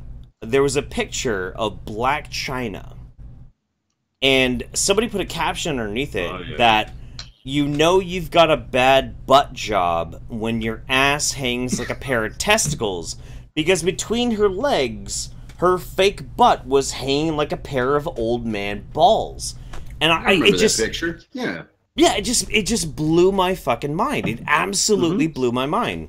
Because I didn't really think it was that prevalent, but I guess like ass implants are a huge fucking thing these days. Doesn't one of them Jenner or Kardashian whatever chicks have a fake ass too? I don't know if the Kardashians have a fake ass. Maybe. No, I'll say this much. I don't know that there's all that much that's natural or organic or real about anything in that family to begin with. No, I would say not. I don't pay much attention to them. I just know that one of them had an ass that just. Oh yeah, and by the way, because I know she's a big fan of this show, Scarlett Johansson. We all know you've been getting work done. Oh my God! Leave the ass alone. It's just fine. My wife, just my future ex-wife. It's my future. Like Scarlett, if you're watching right now, I want you to know I'd be the most memorable mistake you would never forget. Yeah, dude. That's fair. That's fair. I'm gonna divorce her. I'm gonna take half her stuff, and I'm taking the ass with me. Half the ass. That's coming to me in the divorce. Just one whole cheek. Ryan Reynolds missed out, man. I don't know why he didn't keep the ass in the divorce, but it's fair. It's fair. You know what? Wait, Ryan Reynolds was never hooked up with a Kardashian, was he? No, we're talking Scarlett Johansson. He was Scarlett Johansson's husband. That's where the leak came from. Really? She was sending those pictures to the first fappening. The first one. Really? No, it wasn't part of the fappening. It was actually somebody had because she wasn't stupid enough to put the shit on the internet. She just texted him to her husband at the time because they were both actors and right. Something to do, And what happened was he didn't leak them. She didn't leak them. They actually hacked her cell phone, like a crazy ass fucking creepy motherfucker actually hacked her cell phone and got a hold of the pictures and put them on the internet. That's unfortunate.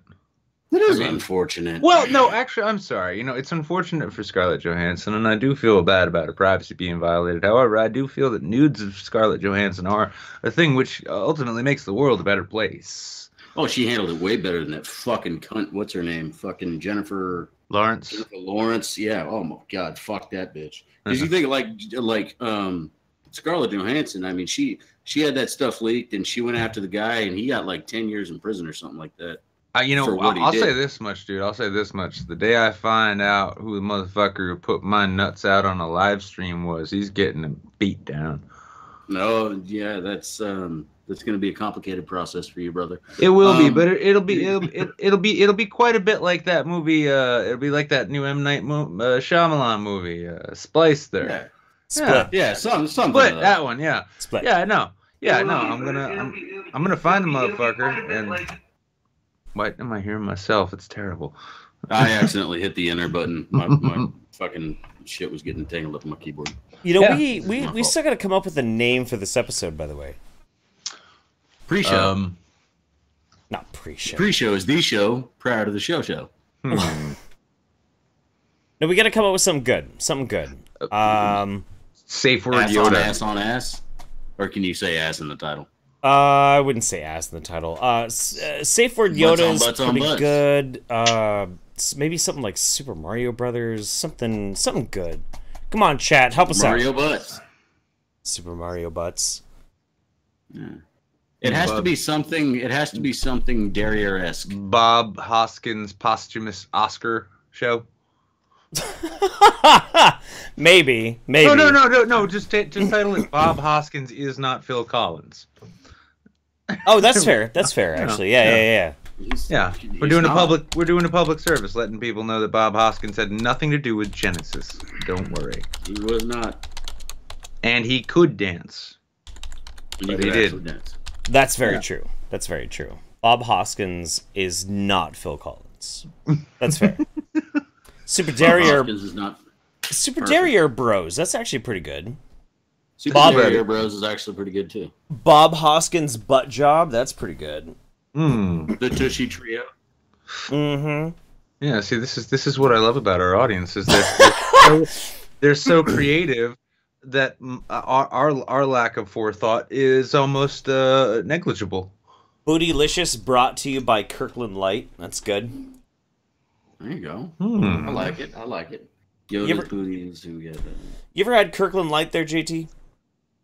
I have not. I usually get if I'm gonna get a really, really dirt cheap beer, as much as it tastes like complete ass, which it's going to, because I will never touch Bud Light because it's evil. And Nick, you're wrong for doing that. I don't listen. I mean, don't drink it. This is how I survive. Listen, all the haters, all the fucking haters I've got, I need to prove to these sad cartoon fucks that I am way more capable of hating myself in public than they will ever be. So, but yeah, Bootylicious Bob Hoskins. Purely because they're fucking hilarious. I actually drink Bush. No Bush. Yeah, no Bush. It's disgusting, but their commercials are awesome. Yeah, it's like basically it's a these light beers, they're basically like homeopathic grain alcohol. It's basically what it is. Yeah. Like we will put a drop of alcohol and dilute it in water. Grain alcohol, you say? Oh, have we gotten that much in donations yet? No. Nope. By the way, still prefer to go pick up a torpedo or something like that if it's Bootylicious Bob Hoskins. That's. Oh, you're still doing pretty good there, Jeff. Bootylicious Bob Hoskins. Yeah. Not bad. Bootylicious Bob Hoskins. I like that. Bootylicious Bob Hoskins. All right, JT, you got anything you wanna promote? You got anything you wanna like shill or anything like that? Nope. No. Nope. All right. Not a goddamn thing. Get me out of here. All right, well then, fuck it, man. We'll hook up and we'll play some video games here pretty soon. All right, man. Yeah, actually, because if I'm not mistaken, PUBG just dropped a new map. Yeah, we gotta play. Yeah, I'll see what I can do. I got to tweak my settings when I get in there, but yeah. Sorry. Yeah, boy. All right, sweet brother. We'll see you soon. All right. All right, man. Later. Peace. Let's see. Chicken Streamlabs? Nope. So back to the random number generator. Let's do this. It's midweek, man. Who gives a shit? It's just it's just like, checking this. Oh, nope, nothing there. Never mind. Yeah. I mean, like the whole thing about midweek is just being able to like hang out with the audience and like hang out and be appreciative for like what we got and everything. 22 people in the waiting room. So let's dink. Roll. I'm telling you though, we really need to pick like we need to start picking random fights on Twitter with other YouTubers. Otherwise, like this show's going nowhere. Probably. Ooh, hey, you know what? Next up on the Midweek Saints, we've got Bird Herd. Oh, this is perfect. He's an expert in bird law. She is an expert on bird law. Oh yeah, sorry, I was thinking burb lawyer. She is, yeah, but she is no, she clerked for the senior Supreme Court Justice Big Bird back in the 80s. I remember. She's also muted though, which is frustrating. It's a good thing I dragged that joke out then. But I think we have an echo. Oh, we do. We have an echo. I like this. It's a running theme. It's like, no, our next guest is our own show on a delay. How's it going, show on a delay? She'll get it working. She's smart. Small bird herd. She's smart. I need to hear what kind of birds you would stuff into hair curlers and what kind of hair curlers you would use.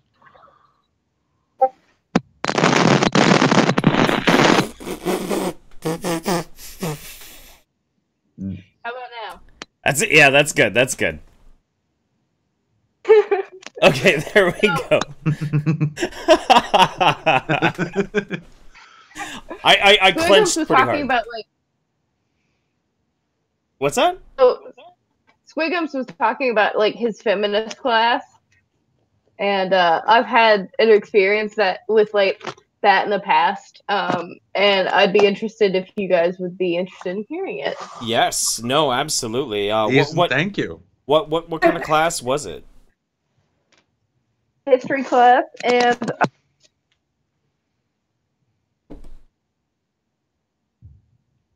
it was okay. Aloha Akbar. You cut out super hard. All we heard was history club, and then it just cut out. And now, no, is she gone? I don't know. This is like the first time we had a female on midweek. I'm pretty sure. We've never had a female on the Saints ever. What? Despite sunburnt two turns, very very feminine sounding voice. You know, it's a lot like it's a lot like a very feminine. Big penis. Yeah, big feminine penis. Filling space. Totally prepared. Had a bunch of jokes lined up. Thick with 2 C's. Yeah, thick with 2. Is she coming back or not? I mean, I'm kind of treading water here, Jeff. I'm not feeling too comfortable. I guess I'm a little. It's like. As far as it's bad enough. It's like, oh, we never had a female guest on the show. I'm taking that joke a step further. It's like, welcome to the first ever midweek YouTube Saints. I don't remember shit too well anymore. It's episode 31. 31, as in like 30 episodes that never happened. No. And this is worse than nitpicks. No, it's not. No. They will be here, by the way. That was bad. That was really bad. That was a really rough fucking night. That was super rough. Super rough. Fortunately, I don't remember most of it, so. Yeah, no, well, I remember every single minute of that episode. See, Jeff, that's why you need to treat every day like it's your birthday. True. Bird, you don't need to worry about it. Bird, are you there? Oh no, Bird. Oh no. All right. Well, I'll tell you what, Bird. We're gonna offer you the same thing that we offer other guests when they come on but can't speak. We will. You get a magic easy pass ticket. Well, what I'll do, I'm gonna put you back into the waiting room. We'll roll another person, and then hopefully by then you'll have figured out what's going on with like your audio issues, and we'll pull you back in for the next one. If for some reason it's still not necessarily working, we'll get you next week. Promise. Yeah. Because we want to talk to you. We absolutely do. We need an expert on bird law. I know. Otherwise, because part of me wonders if they shouldn't have hollowed out hair dryers and put the birds in there, because I know under the UN Convention regarding bird law, that's permissible. That's right. That's absolutely right. All right. Mm-hmm. So I'm going to move you back to the waiting room, and we will roll again. We're at 21. Yes, that's all. All of you in the waiting room, pray to the gods of chance. Roll your own dice. forsake your own gods, and maybe you'll get in. Next we have... Oh, I don't think we've ever actually had you on the live show. If I'm not mistaken, this is Serede Kuchi. Well, 1 second. 1 second. Okay. I really need to turn the volume on Discord. Okay, sorry about that. I'm on my phone, and we were casting it on TV. Oh, no worries. No worries at all. How's it going, man?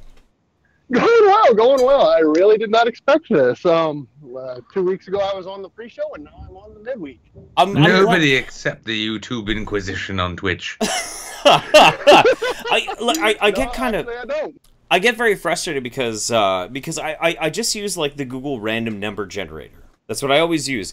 But for some fucking reason, it always ends up grabbing like multiple people who've been on the show many fucking times. So when we do get somebody who's new, we haven't gotten a chance to hang out with before, I get super fucking excited. Oh, cool. Well, thanks. Also, Nonsensical Mecha, who's on the Discord and listening right now, will kill me if I don't correct you on this one. It's pronounced Sire de Couchy, but say it however you wish. It's Sire de Couchy?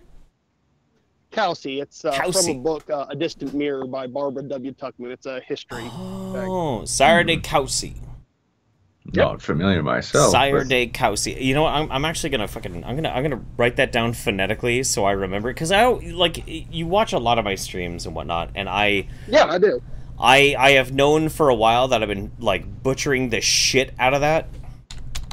So I'm actually going to save phonetically. Love you, babe. Sire de Couchy.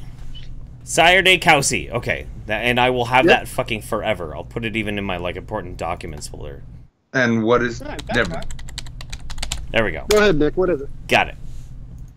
I never mispronounce things on my streams. Of course not. Of course not. Oh, man. So what's been going on with you? How's this week been treating you? Well, let's see here. Last Thursday, I stabbed myself in the thumb and got 5 stitches. And, holy shit! You need new hobbies, my friend. I was trying to remove a zip tie on a clamp. And, that didn't go as the way it was supposed to. No, I mean, if you would plan to stab yourself, I doubt you'd be mentioning it here. No, I probably wouldn't. Or maybe you could if it had been a plan to be like, oh, it was a great week. Like, I put my whole day together, and the highlight of it, I totally carried it off. I said, I'm going to stab myself in the hand today. And I totally did it. It was really good. And it's because if you're watching out in the audience now, it's important to set and achieve reasonable goals. I had a job as a late night stock person at a Target at one point, and I had a box cutter, box knife, whatever, to open up some boxes, put up some like scented candles in the scented candle aisle and whatever, the thing that was the oppressive smell that was making me want to vomit constantly. I hated that job. And I wasn't paying attention to what I was doing because the fucking manager, who was a total prick, kept coming around and like trying to hassle me. He didn't like my hair, he didn't like my piercings, he didn't like the look of me. So he was always trying to come and fuck with me. And he comes over and he's like, we gotta hustle today. And I look up at him like, right. And I run the knife while still looking at him because he distracted me. And I cut half my knuckle off. Like just shaved right through the fucking top layer of the bone and the fucking skin. Just knocked it right off. Oh yeah, no, I had that experience. I was actually a prep cook at Ruby Tuesdays back in the day. Mm-hmm. And it was a really stressful day because management sucked and the dish pits sucked and everything just sucked that day. And I had to use this big old butcher knife to cut open this vacuum sealed block of cheese. And I was so distracted, I even watched myself do it. The tip of this finger, I watched as the blade entered here and exited here. And for some reason, my hand was just like, nope, we're going through this the whole way. And then the entire tip of my finger was just this like lovely little flap that no longer was necessarily a part of my body. Gross. Oh no, the fun part, right? So I'm bleeding profusely, like down my entire arm. My entire forearm is just soaked in my own blood. The prep table's covered in my blood and it was funny. I realized it didn't hurt right away. And I realized if I didn't distract myself from that pain, it was going to be a lot worse than it needed to be. So I took my right hand and I smashed it into the fucking concrete wall that was at the back of the prep table, hurting my knuckles extensively. And that's probably what made it bleed so much, because I was like, oh, fuck! And then all the blood pressure in the left arm decided to go right to the tip of that finger and just splash everything. And it was great. And I go into the office, and then when I'm in the office, they're bandaging it up. There's this. It was one of the fry cooks. This gigantic Haitian guy named Georges. Georges was fucking great, and he's like wrapping it and trying to put pressure and wrapping. He's like, "He's not that bad. He's not that bad, buddy. He's not that bad. You'll be fine." The fucking general manager, after I get this shit wrapped in like basically an entire roll of gauze, and then we tape it, and then we fit one of those finger condoms over it, little like finger condoms. Yeah, we get that fitted over it. The general manager's like, okay, well, maybe finish out your shift in the dish pit. I'm like, with what? Asshole! Yeah. I think I need to go to the hospital. He's like, I don't know if you should do that. Like, and it's turning into a red water balloon because the blood is all seeping through the gauze. Well, okay, so the reason why I brought up that story to begin with, hang on, Sire de Cousy, I just opened it up so I could read it again, was because when I did that, when I sliced off half my knuckle, I ended up getting just 2 stitches to hold that back together. You got how many? 5. 5? Fucking, how 5 deep? stitches. Fuck yourself up. How? Right into the fatty tissue. Right into the fatty tissue. My sister is in PA school, and she requested that the next morning when I pulled the gauze off to change it, just send her a picture of it, and her response is, "That's a lot of stitches for a small area."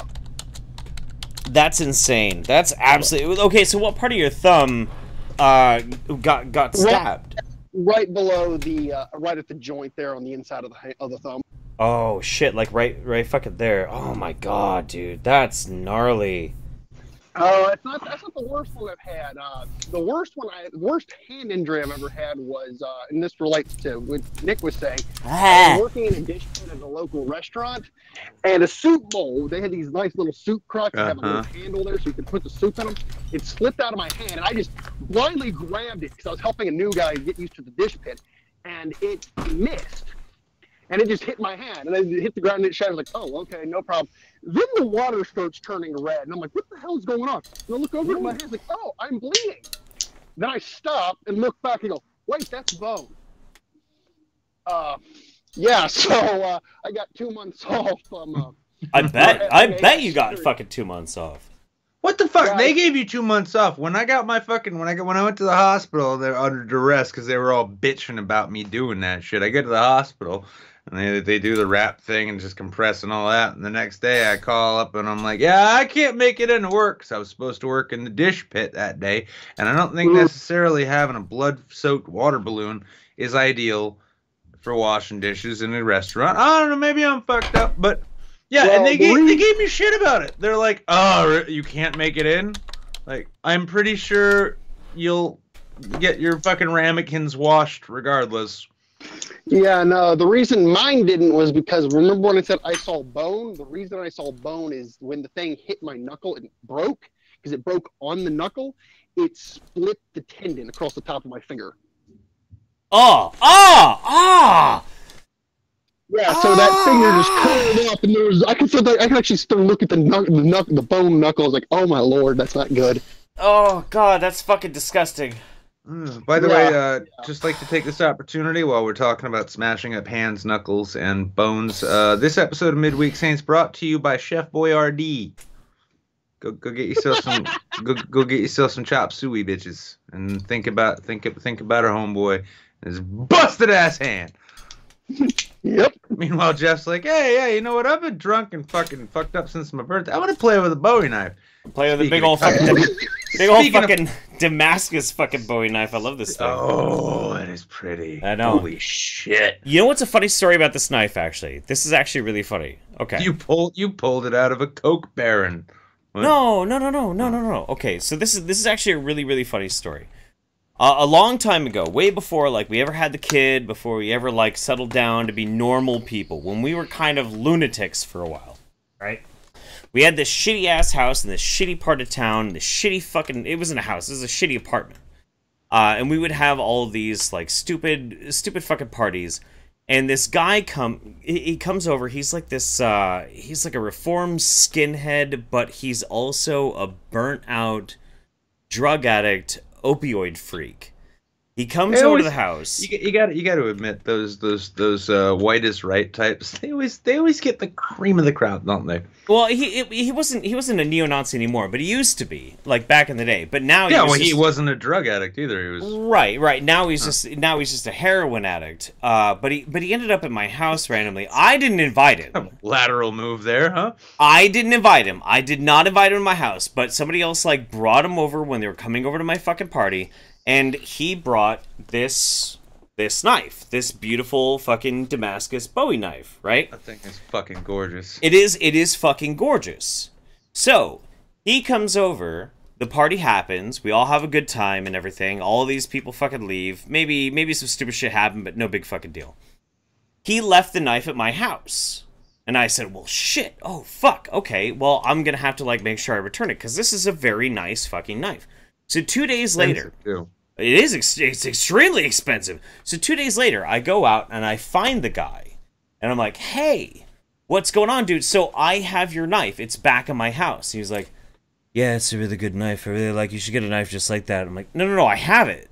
I have it. Your Damascus Bowie knife. It's at my house. So if you come with me to my house, I will give you your knife. He's like, yeah, no, I really love that house. You should definitely buy it, or love that knife. You should buy a knife just like that. I'm like, no, dude, no, I'm serious. I have your fucking knife. He won't come with me to my house. So I'm like, all right, fine, fuck it. A week later, I see him out at a fucking restaurant. So I go over to my house. I grab this knife. I put it in the fucking sheath. I walk up to him, and I'm like, hey, man, here's your fucking knife. And he's like, yeah, I got one just like that. I'm like, no, dude. No, you don't have that anymore. I have it. This is your knife. This is yours. He's like, it's cool you got one just like that, man. I really like mine too. It's totally great. I'm like, no, dude, here. And I set it down, and I'm like, it's your knife. And I started to walk away. He's like, hey, don't forget your knife. And so I said, fuck it, dude. And I walked over, and I'm like, thanks for reminding me, bro. And I walked out. That's like a workaholic sketch right there. I love it. I tried everything to get this knife back to this fucking heroin junkie. It's mine. It's fucking mine. Well, actually, also, when you put it that way, too, it's like everything did kind of work out. Because now there's a junkie who doesn't have a knife just like that. Right. Isn't that's so fucking psycho, dude? I can't even like wrap my head around that shit anymore. You see, like this is the thing. Like you hang out with like skinheads or former skinheads and shit, and like you end up getting free knives. And like the only experience I had was nearly a fucking murder in my front yard. I think there's a knife gap here between East and West. There's a knife gap. Okay, that's fair. I don't. What about you, Sire de Caussy? See, just call me Sire. Sire. It's no, I carry like a 3.5 inch, probably closer to 6 inch sawed switch 2 flip knife. Sure. And that's where I ran into my finger. Yeah. Oh that's my go-to knife. I've got that, and yeah, no, I've not ever had a good fixed blade knife to call my own. Mm-hmm. That's wild, man. That's wild. I'm really sorry. I'm really sorry that you got banged up by that. That's too. This is the least expensive. This will be the least expensive hospital bill I've had in the past 3 years. That's not good though. Well, considering that the first one was a heart surgery, it relatively all is downhill from there. Oh well, I mean, fuck. Well, like if you have the unfortunate circumstance that you had to have heart surgery, but you can sit there and talk about your heart surgery, then that is actually still a good thing, though. Amen. Yeah, no, it was really minor, but it's still heart surgery. It's still fucking heart surgery. Your fucking chest open, dug up all inside your engine. It was a hole in my groin. They just cut a hole in my groin and ran a catheter up to my heart. So that's right. Way. I forget. I forget that medical science has graduated to the point where, like, you know, you can be offered the option of we can either cut your chest open or put something up your dick. Oh, no. The best part about that entire thing is after they wheel me back, after I come out of the surgery, I'm thanking everybody in the operating theater, and they wheel me back into my room, and the very first words out of my mouth are, I was talking to my girlfriend, I was like, babe, they shaved my junk. And my mother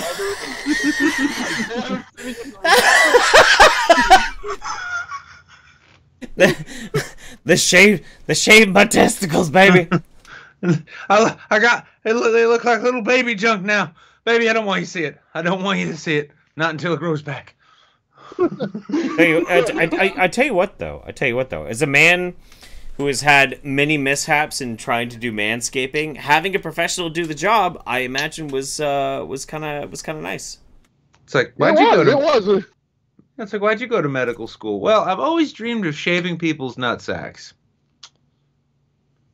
I would honestly pay money for somebody to like manscape me. Honestly, fucking student loans, totally worth it. Yeah, 250 grand in debt. Yeah, have you seen how clean my sack is? I am now currently seeking a professional manscaper. Just saying. And you're telling this to our audience. Yeah. Hey, they've been extremely kind and supportive of me, so. Yeah. Also, and if they're from Jersey, I'm sure they've got a license. I'm sure Squiggum's mom wouldn't mind making a few extra bucks. Oh. Yeah. Hey. Yeah. All right. So Sire, anything you want to promote? Anything you want to show, buddy?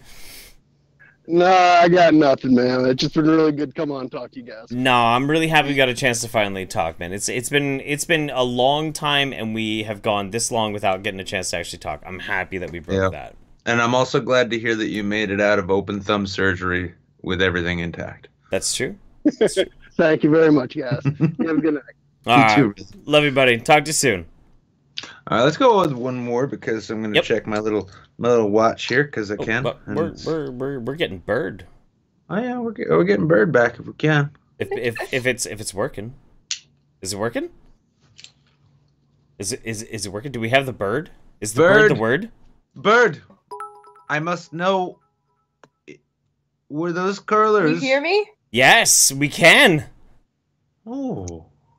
Yes, we totally can. But can you hear us, though? That's the big question. I can hear you. So what did you hear on my end? What the last time that you were on? Nothing. Yeah, it kind of felt like it was The Martian. Shit. We needed to send you like a message, and then you could point to a sign on the ground. Oh fuck. Fucking Discord's video chat's still garbage though. So it is. It is. I actually have I have a little bit of Streamlabs I got to catch up on real quick before we start to talk. Okay. Just because I was just excited. I want to make sure we got you in. Meaty Viking says, I don't know where to send you the link to the video on Discord, Jeff. Also, DK over SWE. Just saying, no hate, all love. All love, hate, fight me, swed. Okay. Well, send me a DM on Discord for anything that you need to communicate with me. Caligator gifted a sub to Discriminator. Thank you very much. Anobi says, have a great rest of the show, boys. Off to work I go. YouTube pinkies up. Thank you very much, Yeti. We love you, buddy. El Presidente DM, they got paid a bunch of money to shave your nuts, so those bitches better be smooth as eggs. I would agree. I'm not gonna pay a premium price if I'm getting like hairy ballsack after this. I want like totally short. Totally short. Whoa. That would be bullshit. Yeah. It would be bullshit. Well, I just got to wondering how long until the Brazilian wax salons adopt the Chinese massage parlor thing. So after they give you the Brazilian wax, they give you a happy ending. I don't think you really want anybody touching you after. Oh no, I'm sure, but you and I both, and we can all be very certain that there is a very defined clientele for that particular service. It's like, what are you gonna do? I'm gonna rip all of the hair out of your body violently and then jerk you off. Whoa. Okay. That's a good point. That's a good point.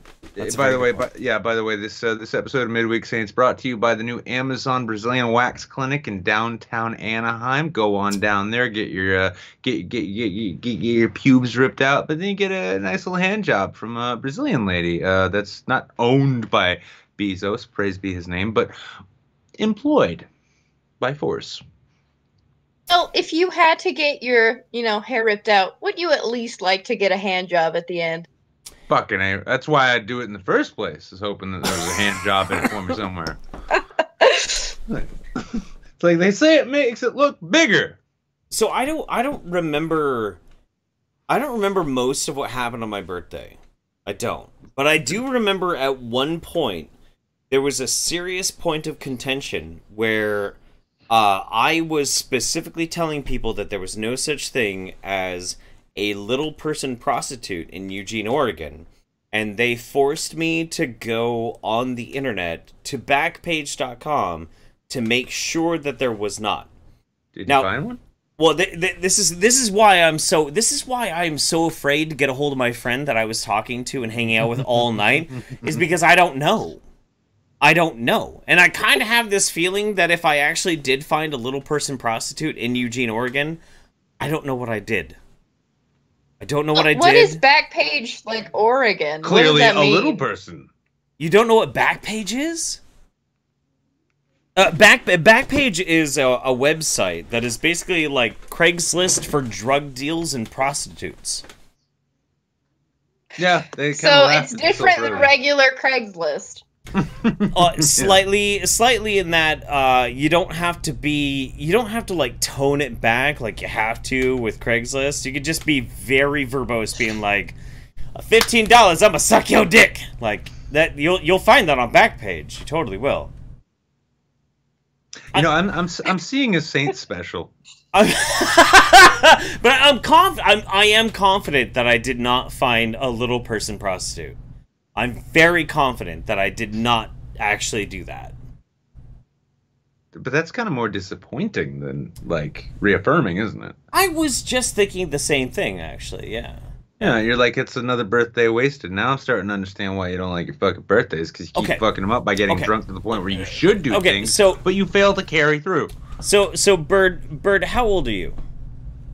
I am 22 years of age. Okay, so what is the craziest, wildest, even if you've never gotten a chance to actually fulfill it, what is the wildest fucking thing you've ever thought that would be a great way to ring in a birthday? Craziest drunk story. Because it's really good. Oh, please, yeah, no, by all means, yes, please. So here's the thing, I was drunk at the time, but it had to happen to a different person in very close proximity. In fact, we shared a tent together. Okay, that's fair. So one of my friends did not understand what a standard drink meant. Therefore, she did not understand that a shot. Therefore, she thought that a shot was just a silly tiny baby drink. It did not mean a very serious amount of alcohol going into your body. Yeah, so that was the night that she tried vodka straight. Oh. Oh. This is my favorite drunk story to tell because it is the craziest. Okay, good, I'm into it. Took like 5 shots. Okay. And she didn't know what the fuck that meant. And I didn't realize that she had taken 5 shots because concentrating on my own pace. I was maybe 2 drinks in. I was feeling kind of decent, a little buzzed. Sure. And then she was acting fucking nuts. Well, like how nuts? How nuts are you talking? Oh, so there were like there in total. We were just in my friend's country property, and so she was just babbling like a crazy person. Meanwhile, the person that owned the property like had kind of ran off for a second, thrown up, and then came back, and then eventually my boyfriend, who was my now fiance at the time, stepped in her vomit, then kind of scraped his foot off on the grass, and then came back to the campfire.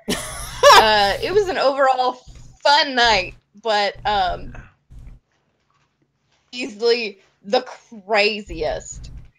That's pretty nuts. And she, at one point, gotten so drunk that we were just trying to have her tell us like summaries of books. So she was telling us the summary of Harry Potter. It's like wait.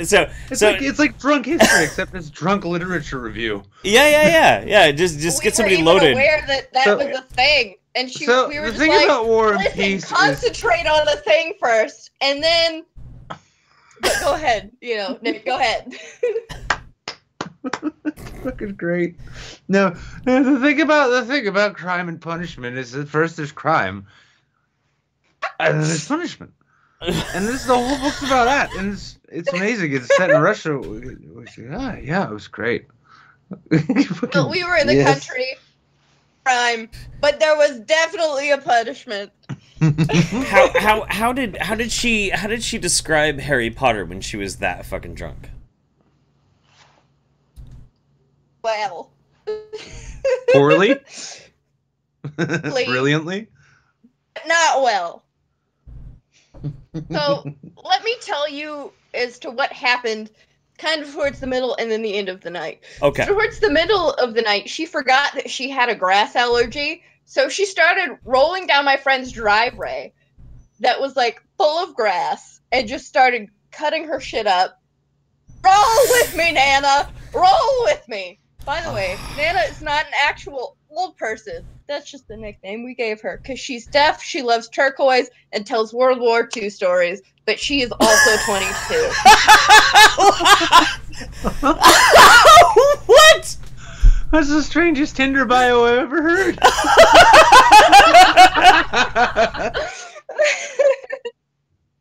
Friend's property that we were on. But she was yelling, roll with me, Nana! Roll with me! Which is just our friend that is also 22. Okay. She knew that she needed to use the piss bucket, which was something that we brought preemptively because we are women and we cannot piss in the woods while we are drunk without falling down. Hey, don't worry, most of us guys can't either. I'm glad this is like that such we are relief. on the same... I always pick out a lean tree. I pick out a lean tree. Either a tree that has like a branch, a really strong branch that goes laterally, or a fork. And that's my lean tree. When I get way too drunk, I can just like lean into it. You know? Fuck. I wish. But we have to sit down on something in order to feel like we are still in civilization. Which was not the case, so we brought a piss bucket. Okay. Oh my god, the toeless high heel shoe makes such sense now. Right? I know I wasn't the only one thinking that. I get it. Alright, so how crazy did this get? Well, you on with the story, but just to tell you as to, how crazy it got, she shat in the tent that night. Wait, she pooped in the tent? She pooped in the tent. I've got a ways to go. I got a ways to go, Jeff. Okay, all right. No, I'm all ears. Alright, I gotta get to the bucket. I was like, okay. So she, and her boyfriend helped her to get to the bucket, but she was too shy to use the bucket with her boyfriend there. So I had to dismiss her boyfriend. So she and I were there, and I was holding her onto the bucket because she was McFucked up. she went McFucked up. her pants down. Yeah, she was fucking McFucked up. I had to help her pull her pants down to go onto the bucket and then pull her pants up and go, Henry! So that he could help her come back. Because she was... But, I was also drunk and therefore couldn't hold her up by my own inhibitions. So I had to get her boyfriend to come back. Yeah, and, help her back to the campfire. Because we walked way. I couldn't, and she couldn't for sure. Okay. So that was something that happened. Right. Oh, but later on in the night, in a tent. And then in a tent, which is the proper grammar to use. Happy birthday. Oh yeah. Oh fuck! I forgot this is this girl's birthday. Yeah. Oh, Okay. it wasn't her birthday. It wasn't at all. Oh, okay. All right, that's fair. That's fair. Okay. No, this was just a fun fucking night while we were all, I think, 20. No, you were all clearly 21 because you're on Twitch. So when she pooped in the tent, this is I'm assuming I'm assuming this is like after she just acted demonstrably crazy. Everybody put her to bed and whatnot, and she was asleep, and then she woke up and like shit in the tent. In a sleeping bag. Her boyfriend was also in a sleeping bag next to her, and it was me and my boyfriend in a sleeping bag, and then it was both of our female friends also in a sleeping bag. That female friend owned the property, but so about 6:30. What? Okay, wait. Okay. So this friend, she pooped in her sleeping bag. Was anybody else in the sleeping bag with her when she pooped? Year that I told this story, I thought her boyfriend was also in the sleeping bag, but I mean, fortunately for him, unfortunately for my funny story, he was not in the sleeping bag. Okay, but you guys were all in the same tent, though? We're in the same tent. So you all woke up to like the smell of the poopy smell, and like somebody shit their fucking sleeping bag. The first one that woke up to that smell and probably shat outside the tent, and I'm just getting the down breeze of it, and it's just bad. But if I give it a minute, it'll go away. I saw her boyfriend just right out of his sleeping bag, looking around like Timon. It's like, where the fuck is that goddamn smell? Somebody shit in the tent. That's fair. That's fair. That's pretty bad. We are so getting sued by the estate of Bob Hoskins, by the way. You realize this, right? No, I know, dude. Yeah, we're definitely getting sued by Bob Hoskins. Yeah, for sure. Well, it's his estate. He's dead. Although he might come back from the dead just to be like, why'd you have to associate my name with this? Yeah, but he is Bootylicious. And and for the record, everyone, Bob Hoskins never shat in a tent that we have been made aware of here, and we would never presume that. It's completely distinct from the title. So Bob Hoskins pooped on my chest in a tent once. You can find that over on Pornhub Saints, coming to you soon. All of Jeff's backlogged homemade porn videos are going to be available there. This video, by the way, Midweek Saints, brought to you by Pornhub. Pornhub, the one place that you can find gun videos and snowplows. That's right. That's right. Well, I tell you what, I've done a lot of terrible things in my life. I don't think I've ever pooped inside of a tent, though. Not really. By accident, at least in my case. No, I don't think I've ever actually pooped inside of a tent. I did wake up out of a blackout at one point inside somebody's tent, and I was hanging out with this buddy of mine, and he was like, yeah, it's gonna be so hot when my girlfriend shows up, and like we're here ready to bang her. And I was like, wait, what? Wait, what? wait, where the fuck am I? Oh fuck, dude, I gotta get the fuck out of here. And he's like, no, it's gonna be hot. And I'm like, no, I gotta go. No, dude, no.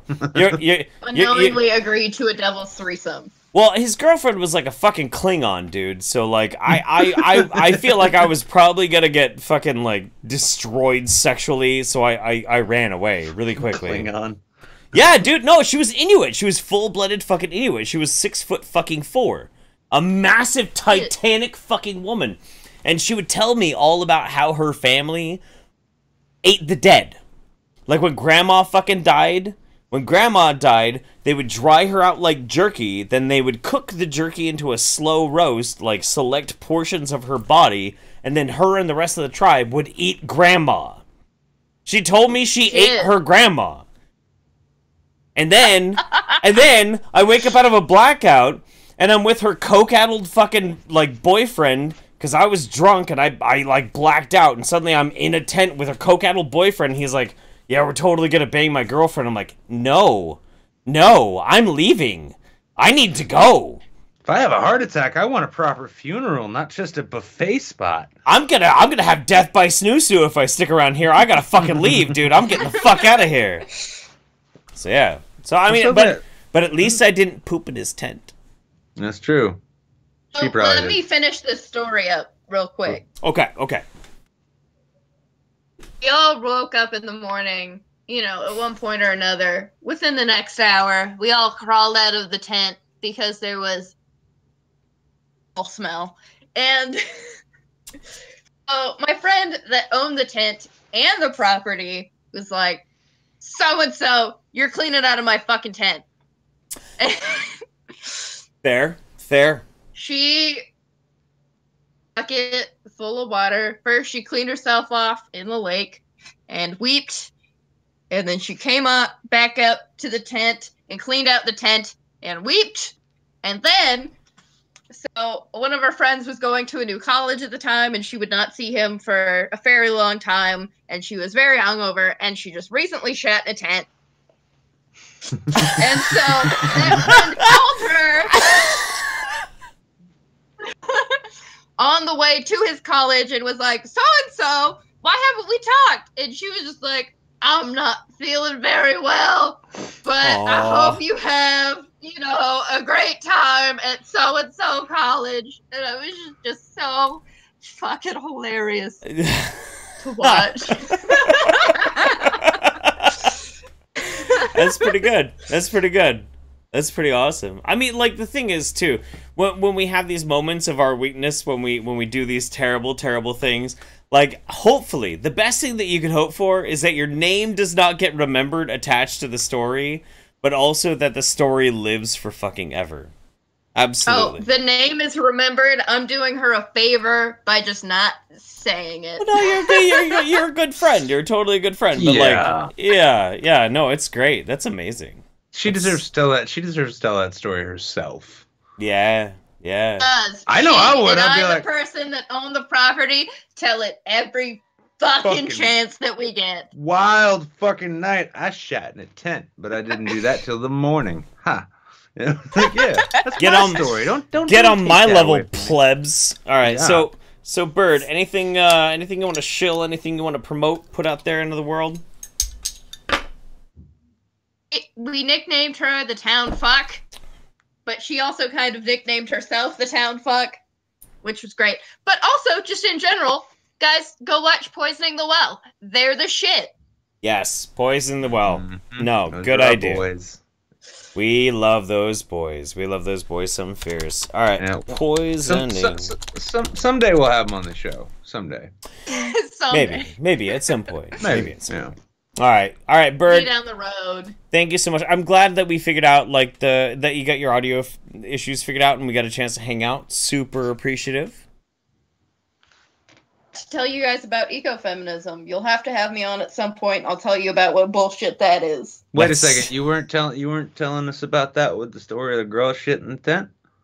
I mean, pooping in a tent. Tell you at all. That's pretty eco-feminist, right? People like women pooping in a tent is very empowering, and it's very eco-feminist, if you ask me.